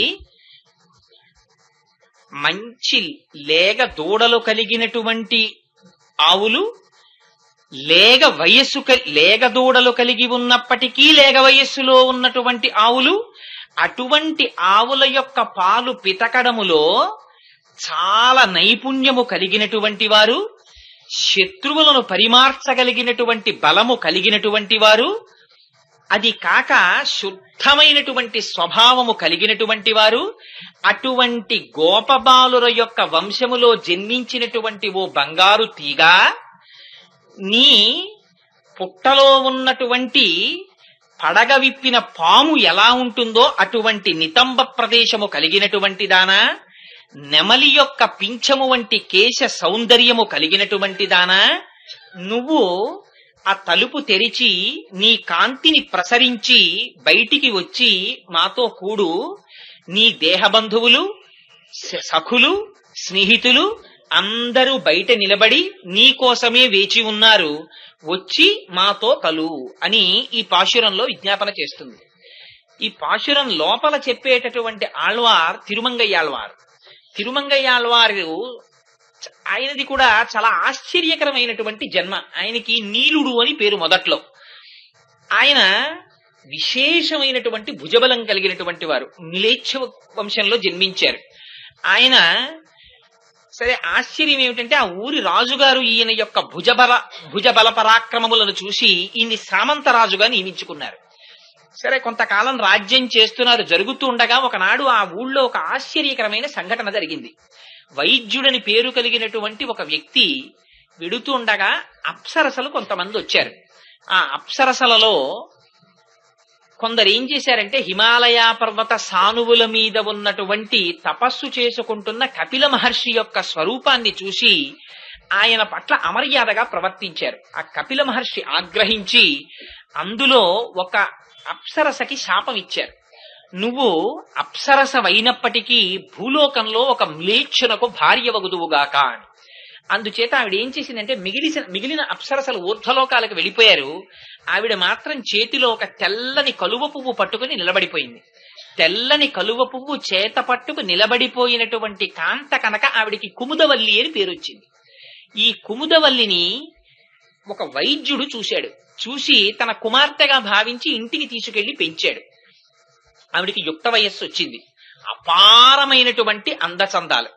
ఆవిడ్ని తమ సామంతరాజు గారైనటువంటి ఈ తిరుమంగయ్యాళ్వారు పరిపాలిస్తున్నారు ఆ సమయంలో ఆ ప్రాంతాన్ని. ఆయనకిచ్చి వివాహం చెయ్యాలనుకున్నారు. అనుకుంటే తిరుమంగయ్యాళ్వారు కూడా ఆవిడ యొక్క అందచందములను విని భార్యగా స్వీకరించాలనుకుంటే ఆవిడ ఒక నియమం పెట్టింది.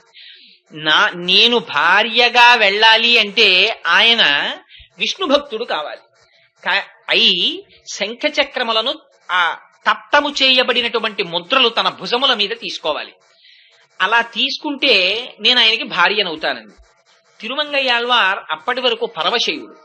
ఆయన కుముదవల్లిని భార్యగా స్వీకరించడం కోసం వైష్ణవ మతావలంబకుడు అయ్యారు.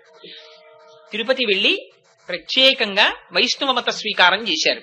చేసిన తరువాత ప్రతిరోజు 1008 మంది వైష్ణవులకి భోజనం పెట్టాలని ఆవిడ నియమం పెట్టింది. అలా 1 సంవత్సరం పాటు భోజనం పెట్టాలని. సరేనన్నారు. కుముదవల్లిని వివాహం చేసుకున్నారు. 1008 మంది శ్రీ వైష్ణవులకి ప్రతిరోజు భోజనం పెట్టడంలో కొంతకాలం అయిన తరువాత తాను ప్రభువుకి చెల్లించవలసినటువంటి కప్పాన్ని కుముదవల్లికి ఇచ్చినటువంటి మాట ప్రకారంగా శ్రీ వైష్ణవులకి చేసేటటువంటి అన్న సంతర్పణ, దాన్ని తదీయారాధన అంటారు వాళ్ళ సాంప్రదాయంలో. ఆ తదీయారాధనలో వినియోగించడం చేత ఆయన ప్రభువుకి కప్పం కట్టలేకపోయారు. కట్టలేకపోతే ప్రభువు రాయబారం పంపించాడు ఆ డబ్బిమ్మని. ఆ డబ్బు లేదు, నేను తదీయారాధనకి వాడానన్నారు. అయితే నీ మీదకి యుద్ధానికి వస్తున్నానని రాజుగారు యుద్ధానికి వచ్చారు. వస్తే ఆ రాజుగారికి తిరుమంగయ్యాళ్వారికి జరిగినటువంటి యుద్ధంలో తిరుమంగయ్యాళ్వారు గెలిచారు. గెలిచినప్పటికీ ప్రభువుకి తాను కట్టవలసినటువంటి కప్పాన్ని కట్టలేకపోయానని బెంగ పెట్టుకు పడుకుంటే శ్రీ మహావిష్ణువు కలలో సాక్షాత్కరించారు. సాక్షాత్కరించి బహుశా ఆయన్ని ఉద్ధరించడానికే ఆవిడ అటువంటి నియమం పెట్టి ఉండవచ్చు. నువ్వు బెంగ పెట్టుకోకు, నువ్వు కట్టవలసినటువంటి కప్పపు సొమ్ము అదిగో ఆ కాంచీపురం దగ్గర ఉన్నటువంటి ఫలానా సరస్సు దగ్గర ఉన్నటువంటి ఒక వ్యక్తిని అడిగితే ఆయన తీసుకెళ్లి ఒక భూమిని చూపిస్తారు, అక్కడ తవ్వితే ఆ సొమ్ము కనపడుతుందని చెప్పారు. సరే వెళ్లారు, అక్కడ భూమిని తవ్వారు, అక్కడ నిధి కనపడింది, ఆ సొమ్ము తీసుకొచ్చారు, రాజుగారికి కట్టేశారు. కట్టేస్తే ఆ సొమ్ము ఏమైందంటే 2 రోజులు అయ్యేటప్పటికీ దానికి ఒక విచిత్రమైనటువంటి ఉపమానం ఒకటి ప్రయోగించారు. ఆళ్వారుల చరిత్రలో రాస్తూ అన్నారు, ద్రౌపదీదేవికి అనంతమైన వస్త్రములు వస్తున్నప్పుడు దుర్యోధనుడి భార్య భానుమతీదేవి వాళ్ళు అందులో కొన్ని చీరలు తీసి కట్టుకోదామని ప్రయత్నిస్తే ఆ చీరలు అంతర్ధానం అయిపోయాయి. అవి అనుగ్రహ రూపంగా వచ్చినవి కానీ బొమ్మనా నుంచో ఎక్కడి నుంచో వచ్చేసిన చీరలు లాంటివి కావు కదా. అలా భగవంతుని యొక్క అనుగ్రహం చేత వచ్చినటువంటి ధనం అది. ఆ ధనాన్ని రాజు తీసుకెళ్లి తన యొక్క ఆ కోశాగారంలో పెట్టుకున్నాడు. పెట్టుకున్న 2 రోజులకి ఆ ధనం కనబడ్డం మానేసి, కనపడకపోతే ఇదంతా నువ్వే చేశావని తిరుమంగయ్యాళ్వారి మీద ఆరోపణ చేసి ఆయనని పదవిలోంచి తీసేశాడు రాజు. తీసేస్తే ఆయన పదవి పోయిందని బెంగ పెట్టుకోలేదు, ఆ సామంతరాజ పదవి పోయింది. కానీ రోజు 1008 మంది శ్రీ వైష్ణవులకి తదీయారాధన చెయ్యవలసిన నియమం పోతుందేమో అని బెంగ పెట్టుకుని దొంగగా మారారు. ఎంత ఆశ్చర్యం జరిగిందంటే ఆయన జీవితంలో ఒక ఇంట్లో దొంగతనం చేశారు. ఆ దొంగతనం చేసేటప్పుడు బంగారు కంచం ఒకటి పట్టుకొచ్చారు. ఆ బంగారు కంచం పట్టుకురావడంలో అది ఒక శ్రీ వైష్ణవులు ఇంట్లో పట్టుకొచ్చేశారు. పట్టుకొచ్చేయడంలో వాళ్ళు శ్రీ వైష్ణవులు వాళ్ళ ఇంట్లోంచి నేను సాక్షాత్తుగా శ్రీ మహావిష్ణువుని నమ్ముకున్న వారి ఇంట్లో బంగారం కంచం అపహరించానని తర్వాత చాలా బెంగ పెట్టుకుని ఇంకా నేను ఇటువంటి పనులు చేయను, దారి దొంగగా మారి వేదాన్ని ఎవరు విమర్శిస్తున్నారో వాళ్ళ దగ్గరే పట్టుకొస్తానని దారి దొంగగా మారి వేద ప్రామాణ్యములు అంగీకరించని వారి దగ్గర పట్టుకొచ్చేవారు. పట్టుకొచ్చి తదీయారాధన చేస్తుండేవారు. పాపం అంటే భగవంతుడు ఒక్కొక్కరిని ఉద్ధరించడానికి ఒక్కొక్క విచిత్రమైనటువంటి ప్రవృత్తిని ఏర్పాటు చేస్తాడు. ఏది చేస్తున్నా రాచరికం పోయిందని బెంగలేదు, దొంగతనం మారిపోతోందని బెంగ లేదు. తదీయారాధన జరగాలంతే ఆయన నియమం. అంత కష్టపడి రోజు 8 మందికి ఆ రకంగా తదీయారాధన చేస్తూ ఉండేవారు. ఆయనే చిట్ట చివరి రోజులలోకి వెళ్లేసరికి ఆ శ్రీ మహావిష్ణువు యొక్క ప్రమాణమును ఆవిష్కరించి ఎందరిలో వాదనలో గెలిచి శ్రీ మహావిష్ణువు యొక్క వైభవాన్ని ఆవిష్కరించి మహాజ్ఞాని అయి నిలబడిపోయారు. అటువంటి తిరుమంగయ్యాళ్వారు వారిని ఇవాళ స్తోత్రం చేస్తోంది అమ్మవారు. ఆయన యొక్క అంశ స్వయంగా శ్రీ మహావిష్ణువు చేతిలో ఉండేటటువంటి శార్ంగం అనేటటువంటి ధనస్సు అంటారు. అదిగో ఆ తిరుమంగయ్యాళ్వారి యొక్క జీవితాన్ని ఇవాల్టి పాశురంలో అమ్మవారు ఆ ప్రార్థన చేస్తోంది. అందులో అంటుంది, లేగలైనటువంటి దూడలను కలిగినటువంటి లేగ ఆవుల్ని పాలు పితకడంలో సమర్థులైనటువంటి గోపాల బాలుర వంశంలో నువ్వు పుట్టావుంది. మొదటి ఉపమానం చూడండి ఎంత విచిత్రమో. లేగ దూడలు కలిగినటువంటి ఆవులు కానీ లేగలుగానే కనపడుతున్నాయి. అది ఎలా కుదురుతుంది? లేగ దూడలైనా అయి ఉండాలి, ముసలి ఆవులైనా అయి ఉండాలి. లేగ దూడల్ని పెట్టాయి కనుక. కానిట లేగ దూడలని పెట్టినప్పటికీ లేగలగానే కనపడుతున్న ఆవులట. అటువంటి ఆవుల యొక్క పాలు పితకడంలో వీళ్ళు సమర్థులట గోపాల బాలురు. వాళ్ళ పిల్ల ఈ లోపల పడుకుని ఉందిట. ఏమిటి అల్లరంతా? ఇందుకు ఇన్ని మాటలు అంటే ఇందులో ఎంత రహస్యంగా మాట్లాడుతోందంటే ఆవిడ, మనకి శరీరం వికారం చెందుతుంది. దీనికి 6 వికారాలు ఉంటాయి. అందుకని షడ్ వికారాలు అంటారు. అందుకే పెద్దలు కూడా ఏమిట్రా వికారాలు అనడం కూడా ఇందులోంచే వచ్చిందేమో. అదిగో అసలు వికారాలు 6 ఉంటే అందులోంచి పుట్టే వడ్డీ వికారాలు కొన్ని వేలు. అందుకని అసలు ఆస్తి మాత్రం 6 వికారాలు. అవి ఏమిటంటే అసలు ఇంతకు ముందు ఉండదు, అది పుట్టినది. అంతకు ముందు లేదు కదండి. మరి ఇప్పుడు 1959 జూలై 14కి ముందు కోటేశ్వరరావు అనబడేటటువంటి ఈ శరీరం లేదు. ఇది ఆనాడు పుట్టింది కాబట్టి ఉన్నది. ఆనాడు పుట్టినది ఉండాలి కదా కొంతకాలం. అందుకని ఉన్నది ఎలా పుట్టిందో, అప్పుడు మా అమ్మగారికి ఇంత పిల్లవాడిగా పుట్టిన వాడిని అలా ఉండిపోలేదుగా. అందుకని పెరిగినది పెరిగిపోతూ ఉండిపోదుగా. మార్పు చెందినది రకరకాలుగా పెద్ద పెద్ద చేతులు, కాళ్ళు, గోళ్లు, వ్యవహారం, లాల్చీలు, ఇన్ని మార్పులు చెందినది మార్పు చెంది ఉండిపోదుగా. తరిగిపోతుంది, మెల్లిగా నడువు వంగిపోతుంది, శుష్కించిపోతుంది, బుగ్గలు సొట్టలు పడిపోతాయి, పళ్ళు ఊడిపోతాయి, కళ్ళకి కళ్ళజోళ్లు వచ్చేస్తాయి. ఆ తర్వాత కళ్ళజోళ్లోంచి కూడా చాలా జాగ్రత్తగా చూడవలసి వస్తుంది. అన్ని రాకుండానే ఉండాలనుకోండి. అందుకని తరిగినది, మార్పు చెందినది, ఆ చిట్ట చివర నశించినది. ఆ మిగిలిపోయిన కాస్త రక్తం మాంసం ఏమైనా ఉంటే అవి ఆఖరణ విడిపోతాయి. అందుకని ఈ 6 వికారాలు ఉన్నదాయి శరీరం. ఈ 6 వికారాలు లేకుండా ఉండేది ఆత్మ. ఇది బాల్యంలోనూ లోపలుంటుంది, యవ్వనంలోనూ లోపలుంటుంది, వార్ధక్యంలోనూ లోపలుంటుంది. ఇది వెళ్ళిపోతున్నప్పుడు అదే ఉంటుంది, ఇది ఉండదు. అందుకని దానికి మాత్రం మార్పు ఉండదు. అందుకని ఆత్మస్వరూపాన్ని తెలుసుకునే, ఆత్మతో తాదాత్మ్యత చెందినటువంటి మహాపురుషులైన ఆచార్యులు దూడలని కని లేగ దూడలలా ఉండిపోయినటువంటి ఆవుల వంటి వారు. ఎందుకని వారికి శరీరంతో సంబంధం లేదు. మారిపోతున్న శరీరాన్ని వాళ్ళు పట్టించుకోరు. దేని పట్టించుకుంటారు? లోపల ఉన్న ఆత్మని పట్టించుకుంటారు. ఆత్మకి వికారం లేదు, అది ఎప్పుడు యవ్వనంలో ఉంటుంది. అందుకే మీరు చూడండి, భగవంతుడి నామాల్లో ప్రతి దాంట్లో మీరు అది ఏ రూపంగా తీసుకోండి, శ్రీ మహావిష్ణువుగా కీర్తించండి, లక్ష్మిగా కీర్తించండి, లలితగా కీర్తించండి, శివుడిగా కీర్తించండి, ఏ రూపంగా మీరు కీర్తించినా నిత్య యవ్వనశాలిని ఇలాంటి నామాలు కొన్ని ఉంటాయి. ఆయన నిత్య యవ్వనం పొందినవాడు అని. అంటే నిత్య యవ్వనం అంటే ఇంకా ఆయనకి వార్ధక్యం రాదని కాదు. నిత్య యవ్వనము అంటే అర్థం పరమాత్మ ఆత్మస్వరూపం ఎప్పుడూ యవ్వనంలోనే ఉంటుంది. దానికి పెరుగుదల తరుగుదల ఇవేం ఉండవు.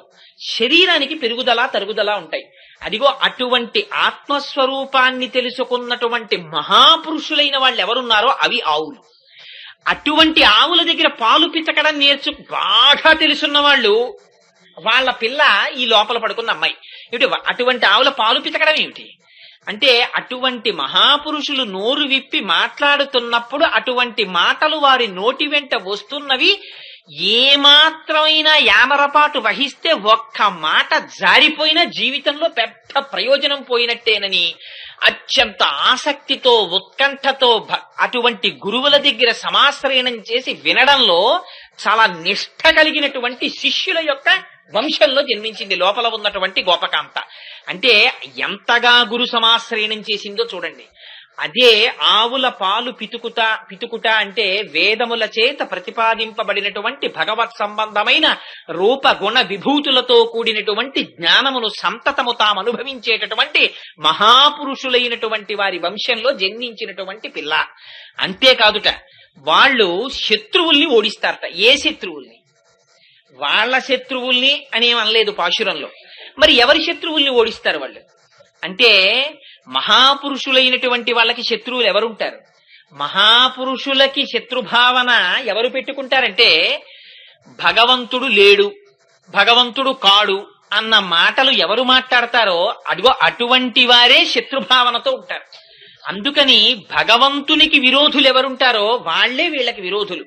ప్రత్యేకించి వీళ్ళకి విరోధులు అన్న వాళ్ళు ఎవ్వరూ ఉండరు. కానీ భగవంతునికి విరోధులుగా ప్రకటించే వాళ్ళని తమకి విరోధులుగా వాళ్ళు భావిస్తారు. భగవంతుడు లేడు, భగవంతుడు ఎక్కడున్నాడండి, ఇదంతా నా ప్రయోజనం అని మాట్లాడేటటువంటి మాటలు వాళ్ళకి కర్ణకఠోరంగా వినపడతాయి. ఎందుచేత భగవంతుడంతటి దయామయుడు లేడు. అమ్మని తిట్టవలసి వచ్చిందనుకోండి, అమ్మ అన్న మాట మాట్లాడే తిట్టాలి. అమ్మ కడుపులోంచి వచ్చి అమ్మని తిట్టాలి. లేకపోతే అమ్మని తిట్టడం కుదరదు. అమ్మని తిట్టడానికి అమ్మ యొక్క దాక్షిణ్యం కారణమైనట్టు భగవంతుణ్ణి నిందించడానికి కూడా లోపల భగవంతుడు ఉంటే నిందిస్తాడు. వాడు బయటికి వెళ్ళిపోతే వీడి శవం వీడే నిందిస్తాడు. అందుకని అంతటి కారుణ్యమూర్తి అయిన భగవంతుడి పట్ల విరోధంతో ఉంటాడు ఏమిట్రా వీడని భగవత్ విరోధులు వాళ్ళకి విరోధులుంటారు తప్ప తమకి విరోధులనేటటువంటి వాళ్ళు ప్రత్యేకంగా వాళ్ళకేం ఉండరు. అందుకే దీన్ని చాలా అందంగా చూపిస్తారు. భగవంతుడు ద్వంద్వాతీతుడు. ఆయనకి మాత్రం నిజానికి అసలు శత్రుత్వం ఎవరితోనూ ఉండదు. అసలు అలా భగవంతుడికి శత్రుత్వం పెట్టుకున్నాడు అనుకోండి, వీడు రోజు వీళ్ళలో కూర్చుని నేను వీడు తిన్నవన్నీ జీర్ణం చేస్తున్నాను, వీడికి ఇంత ఐశ్వర్యం ఇచ్చాను, వీడికి పెళ్ళాన్ని ఇచ్చాను, కొడుకునిచ్చాను, వీడు నాకు ఒక్క నమస్కారం చేయట్లేదు, ఎందుకు వీళ్ళలో ఉండడం, పాప ముందు సందులో ఉన్నవాడు రోజు గుడికెడతాడు, అక్కడికే పోతానని వదిలేయడం మొదలెట్టాడు అనుకోండి. అసలు ఎక్కడైనా ఎవరైనా ఉంటారా ప్రపంచంలో? అయినా కృతజ్ఞతా దోషం మనకుంటుంది కానీ భగవానుడికి ఉండదు. అందుకే చిత్రం ఏమిటంటే, శ్రీమద్ రామాయణంలో యుద్ధకాండలో రావణాసురుడితో బ్రహ్మాండమైన యుద్ధం జరిగింది. రామరావణ యుద్ధం. రావణాసురుడు చచ్చిపోయాడు చెట్ట చివరికి. చచ్చిపోతే విభీషణుడిని పిలిచి రాముడు అన్నాడు, మీ అన్నగారు చచ్చిపోయాడయ్యా, అంత్యేష్టి సంస్కారం చేయమన్నాడు. అంటే విభీషణుడు అన్నాడు, వాడు లోకకంటకుడు, సాక్షాత్తుగా జగజ్జనని సీతమ్మ తల్లిని అపహరించి తెచ్చినవాడు, అటువంటి వాడికి అంత్యేష్టి సంస్కారం ఏమిటి, వాడిని కాకులు గద్దలు పీకు తింటాయి, నే చేయనన్నాడు. అంటే రామచంద్రమూర్తి అన్నారు, నువ్వు నాకు స్నేహితుడివి, నీ అన్నగారు నాకు అన్నగారి, నువ్వు చెయ్యకపోతే నేను చేస్తాను అంత్యేష్టి సంస్కారం. జన్మాంతాని వైరాణి, వాడు తప్పులు చేసింది, వాడితో వైరం ఈ శరీరంతో. ఆ శరీరం వెళ్ళిపోయింది. వెళ్ళిపోయిన తరువాత ఆ శరీరానికి అంత్యేష్టి సంస్కారం చెయ్యడం మన బాధ్యత. అందుకని నువ్వు చెయ్యకపోతే నేను చేస్తానన్నారు. పరమాత్మకుండవ ద్వంద్వాలు. కానీ భాగవతులకి మాత్రం భగవంతుడి శత్రువుని తన శత్రువుగా చూస్తారు. అన్నగారే విభీషణుడికి రావణాసురుడు, కానీ రాముడికి శత్రువు, అందుకని తనకి శత్రువు. గోపాల బాలురు ఉన్నారు, వాళ్ళకి ఎవరు శత్రువులు? వాళ్ళకి భగవంతుణ్ణి ఎవరు బాధ పెడితే వాళ్లే వాళ్ళకి శత్రువులు. భగవంతుడు బాధపడితే వాళ్ళకి బాధ, భగవంతుడు సుఖపడితే వాళ్ళకి సుఖం. ఇది ఎంత చిత్రంగా ఉంటుందంటే, వచ్చినవాడు భగవంతుడని కూడా తెలియక్కర్లేదు. కృష్ణుణ్ణి చూసుకోండి. కృష్ణుడు బృందావనంలో చేసినటువంటి లీలలలో కాళీయమర్దనం చాలా విచిత్రమైనటువంటి లీల. ఎందుచేత అంటే, అక్కడ కాళిందీ మడుగులో ఉన్నటువంటి నీళ్లన్నీ తాగారు గోపాల బాలుడు, మరణించారు. ఎందుకన్నా జలములు విషపూరితములైపోయాయి. కరుణార్ద్రమైనటువంటి దృష్టిని ప్రసరించారు కృష్ణ పరమాత్మ. వాళ్ళందరూ మళ్ళీ మేల్కొన్నారు.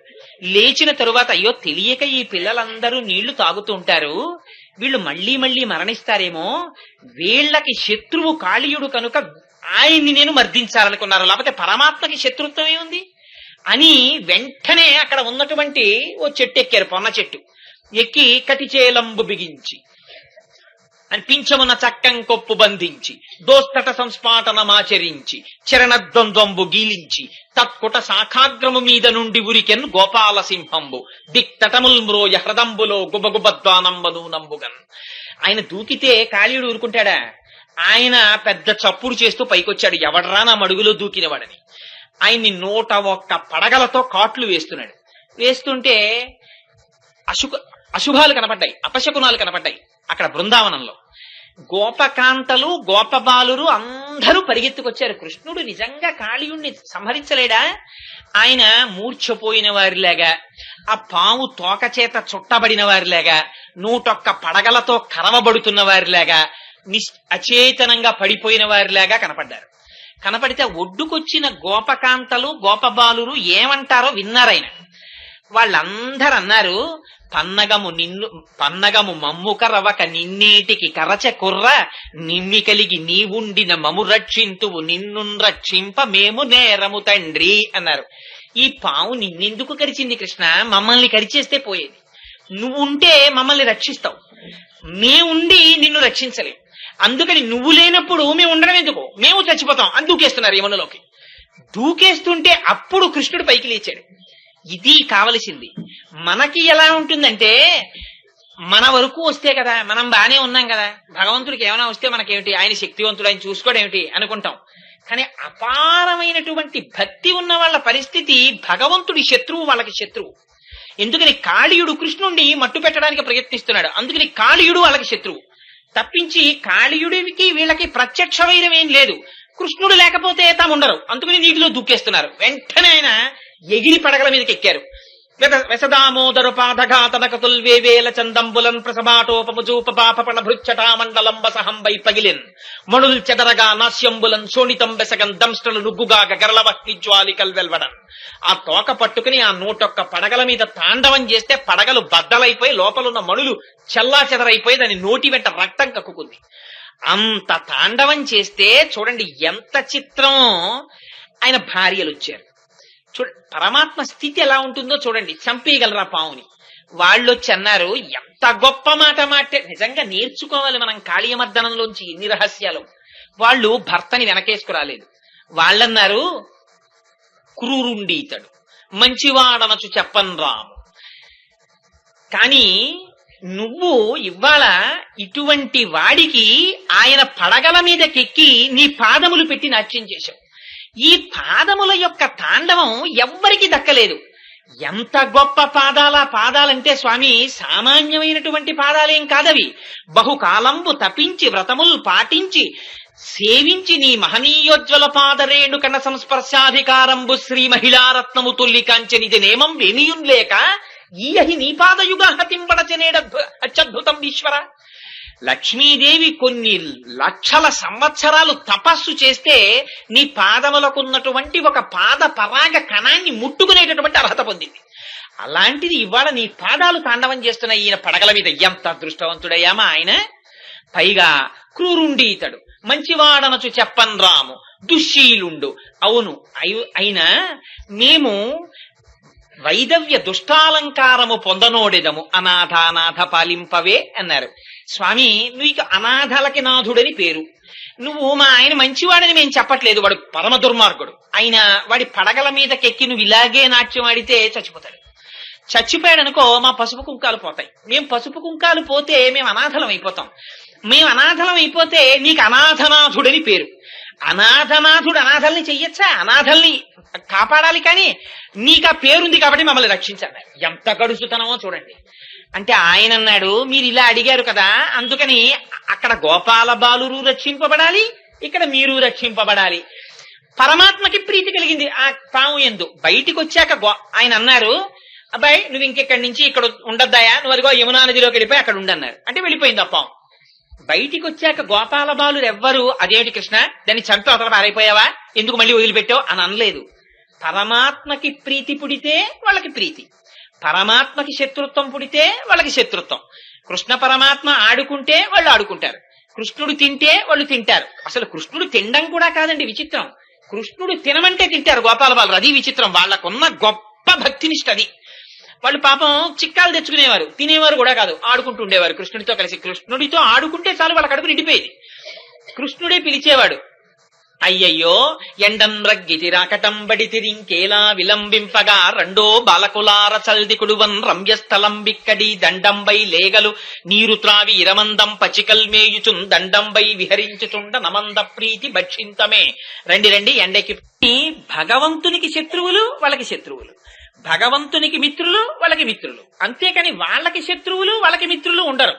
అందుకు భగవంతుడికి కంసుడు శత్రువు. ఎందుకని కంసుడు ఎప్పుడు కృష్ణుడిని మట్టు పెట్టడానికి ఎవరినో పంపిస్తుంటాడు. అందుకని వాళ్ళకి కంసుడు అంటే కోపం తప్పించి వాళ్ళకి వ్యక్తిగతంగా కంసుడితో శత్రుత్వం అవి ఏమీ ఉండవు ఆ గోపాల బాలుడికి. ఇది మహాపురుషులైనటువంటి మహాభక్తులకు ఉండేటటువంటి లక్షణం.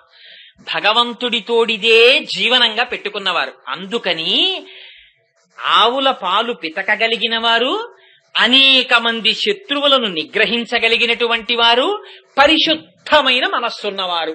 ఈ 3 గుణాలు బాహ్యంలో చూస్తే అసలు ఏమైనా పొంతనుందా ఓదానికోటి? మనస్సు పరిశుద్ధంగా ఉండడం అంటే ఏమిటో తెలుసా అండి? వెన్నపూసలా ఉండడం. వెన్నపూస తీసి అక్కడ పెట్టారనుకోండి, చిన్న నలక అక్కడ పడింది అనుకోండి, ఏంటి వెన్నపూస మీద అలా నల్లగా ఉందని తీసేస్తాం. వెన్న ఎప్పుడు శుద్ధంగా చక్క తెల్లగా మెత్తగా ఉంటుంది. ఆ వెన్నపూస మజ్జిగలో పడేస్తే పైకి తేలుతూ శుద్ధమైనటువంటి స్థితిలో ఉంటారు. వాళ్ళకి ఎందుకని ఈ లోపల సంస్కారం ఉంటుంది. ఆ లోపల తుడిచేస్తారు. ఏమిటి తుడిచేయడం? లోపల ఉండేటటువంటి కామక్రోధ లోభ మద మోహ మాత్సర్యములను తుడిచేసి భగవంతుడికి పీట వేసి నిర్మలంగా ఎప్పుడూ ఇక్కడ స్వామిని ప్రతిష్ఠ చేసుకుని ఇక్కడ రమిస్తూ ఉంటారు. ఈ రమించడమే శుద్ధమైనటువంటి హృదయాలు. ఇంత పరిశుద్ధమైనటువంటి హృదయంతో అంతే తప్ప అస్తమానం ఎవరి మీదో పేరు పెట్టా పొద్దు పెట్టా ఇది అయితే ధర్మం తప్పినటువంటి వాళ్ళ పట్ల విచారణ చేయడం అనేటటువంటిది మహాపురుషులు కూడా వాళ్ళని మార్గంలోకి తీసుకురావడానికి చేసే ఉపదేశం. కానీ భగవంతుడితోటి సంబంధంలో పరిశుద్ధమైనటువంటి హృదయము కలిగినటువంటి వారు మహాభక్తులు. వాళ్ళకి ఇంకేం అక్కర్లేదు, వాళ్ళకి కేవలం భగవంతుడు. ఎంత చిత్రంగా ఉంటుందంటే ఆ భక్తుల లక్షణం కొందరి యొక్క స్థితి చూస్తే ఆశ్చర్యం వేస్తుంది. కబీర్ దాస్ గారు రోడ్డు మీద వెళ్ళిపోతున్నారు.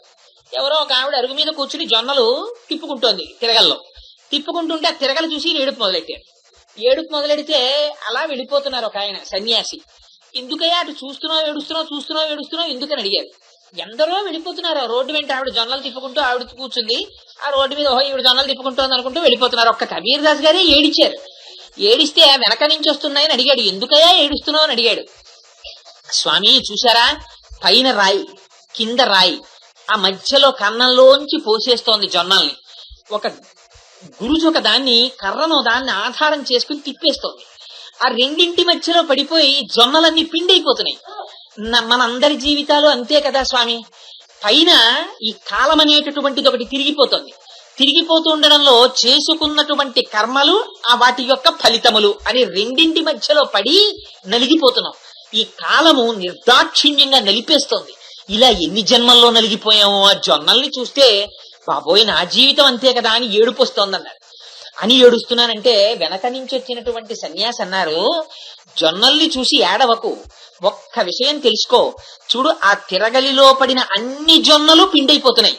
కానీ ఆ తిరగలి మధ్యలో ఉన్నటువంటి ఆ గాడి దగ్గరికి చేరిపోయిన జొన్నలున్నాయే అవి మాత్రం పిండైపోవట్లేదు, అవి అలాగే ఉండిపోతున్నాయి చూడన్నారు. నిజమే కదండి. ఆ తిరగలి తిప్పినప్పుడు, ఇప్పుడంటే మిక్సీలు వచ్చేసాయి కానీ పూర్వం తిరగలే కదా. తిరగలి తిప్పినప్పుడు ఆ రాయి పైకి తీస్తే గాడి ఉంటుంది. ఆ గాడిలో దగ్గరికి వచ్చి చేరిపోయినటువంటి జొన్నలు నలగవు. వాటిని మళ్ళీ ఇలా తొయ్యాలి ప్రత్యేకం, లేకపోతే అలాగే ఉండిపోతాయి. టైం లేకపోతే వాటిని తీసి పక్కన పారేసి పిండోటి తీసుకుంటారు. అంటే ఎవరు విషయ ప్రపంచాన్ని వదిలిపెట్టి భగవంతుని యొక్క పాదముల దగ్గరికి చేరిపోతున్నారో వాళ్ళు మాత్రం నలిగిపోవట్లేదు కాలంలో అని ఆయన బోధ చేశారు. అందుకని శుద్ధమైన హృదయం అంటే అది. కబీర్ దాస్ గారి హృదయం లాంటి హృదయం శుద్ధ హృదయం. ఒక తులసీదాస్ గారి హృదయం శుద్ధ హృదయం. ఒక అటువంటి మహాపురుషులున్నారే వాళ్ళని అందుకని సంత పురుషులని పిలిచారు, వాళ్ళని సత్పురుషులని పిలిచారు. వాళ్ళ హృదయములు శుద్ధము. ఎందుకంటే ఎప్పుడూ భగవంతుడి గురించి ఆలోచిస్తుంటాయి. అటువంటి సత్పురుషులైన వాళ్ళు ఉన్నారే, అటువంటి శుద్ధ హృదయము కలిగినటువంటి వారి ఇంటిలో పుట్టినటువంటి బంగారు తీగ. ఆవిడ్ని పిలవడం ఏమీ పిలవలేదు. చెల్లి కాదు, అత్త కూతురా కాదు, గడుసుదానా కాదు, పిచ్చి పిల్ల కాదు, తల్లి కాదు, చెల్లి కాదు, ఏమీ కాదు. బంగారు తీగ. తీగ అంటే దానికి ఒక లక్షణం ఉంటుంది. తీగ అంటే స్త్రీగా చెప్పడం, చెట్టు అంటే పురుషుడిగా చెప్పడం. ఎందుచేత చెట్టుని తీగ అల్లుకుంటుంది, చెట్టు తీగకి ఆధారం అవుతుంది, ఆ తీగ అల్లుకుంటుంది. ఒక రామాయణ వ్యాఖ్యానంలో ఎంత చిత్రమైన మాట అన్నారంటే, సీతారామ లక్ష్మణులు అరణ్యవాసానికి వెళ్ళిపోతున్నారు. వెళ్ళిపోతుంటే ఒక పెద్ద చెట్టు కనపడింది.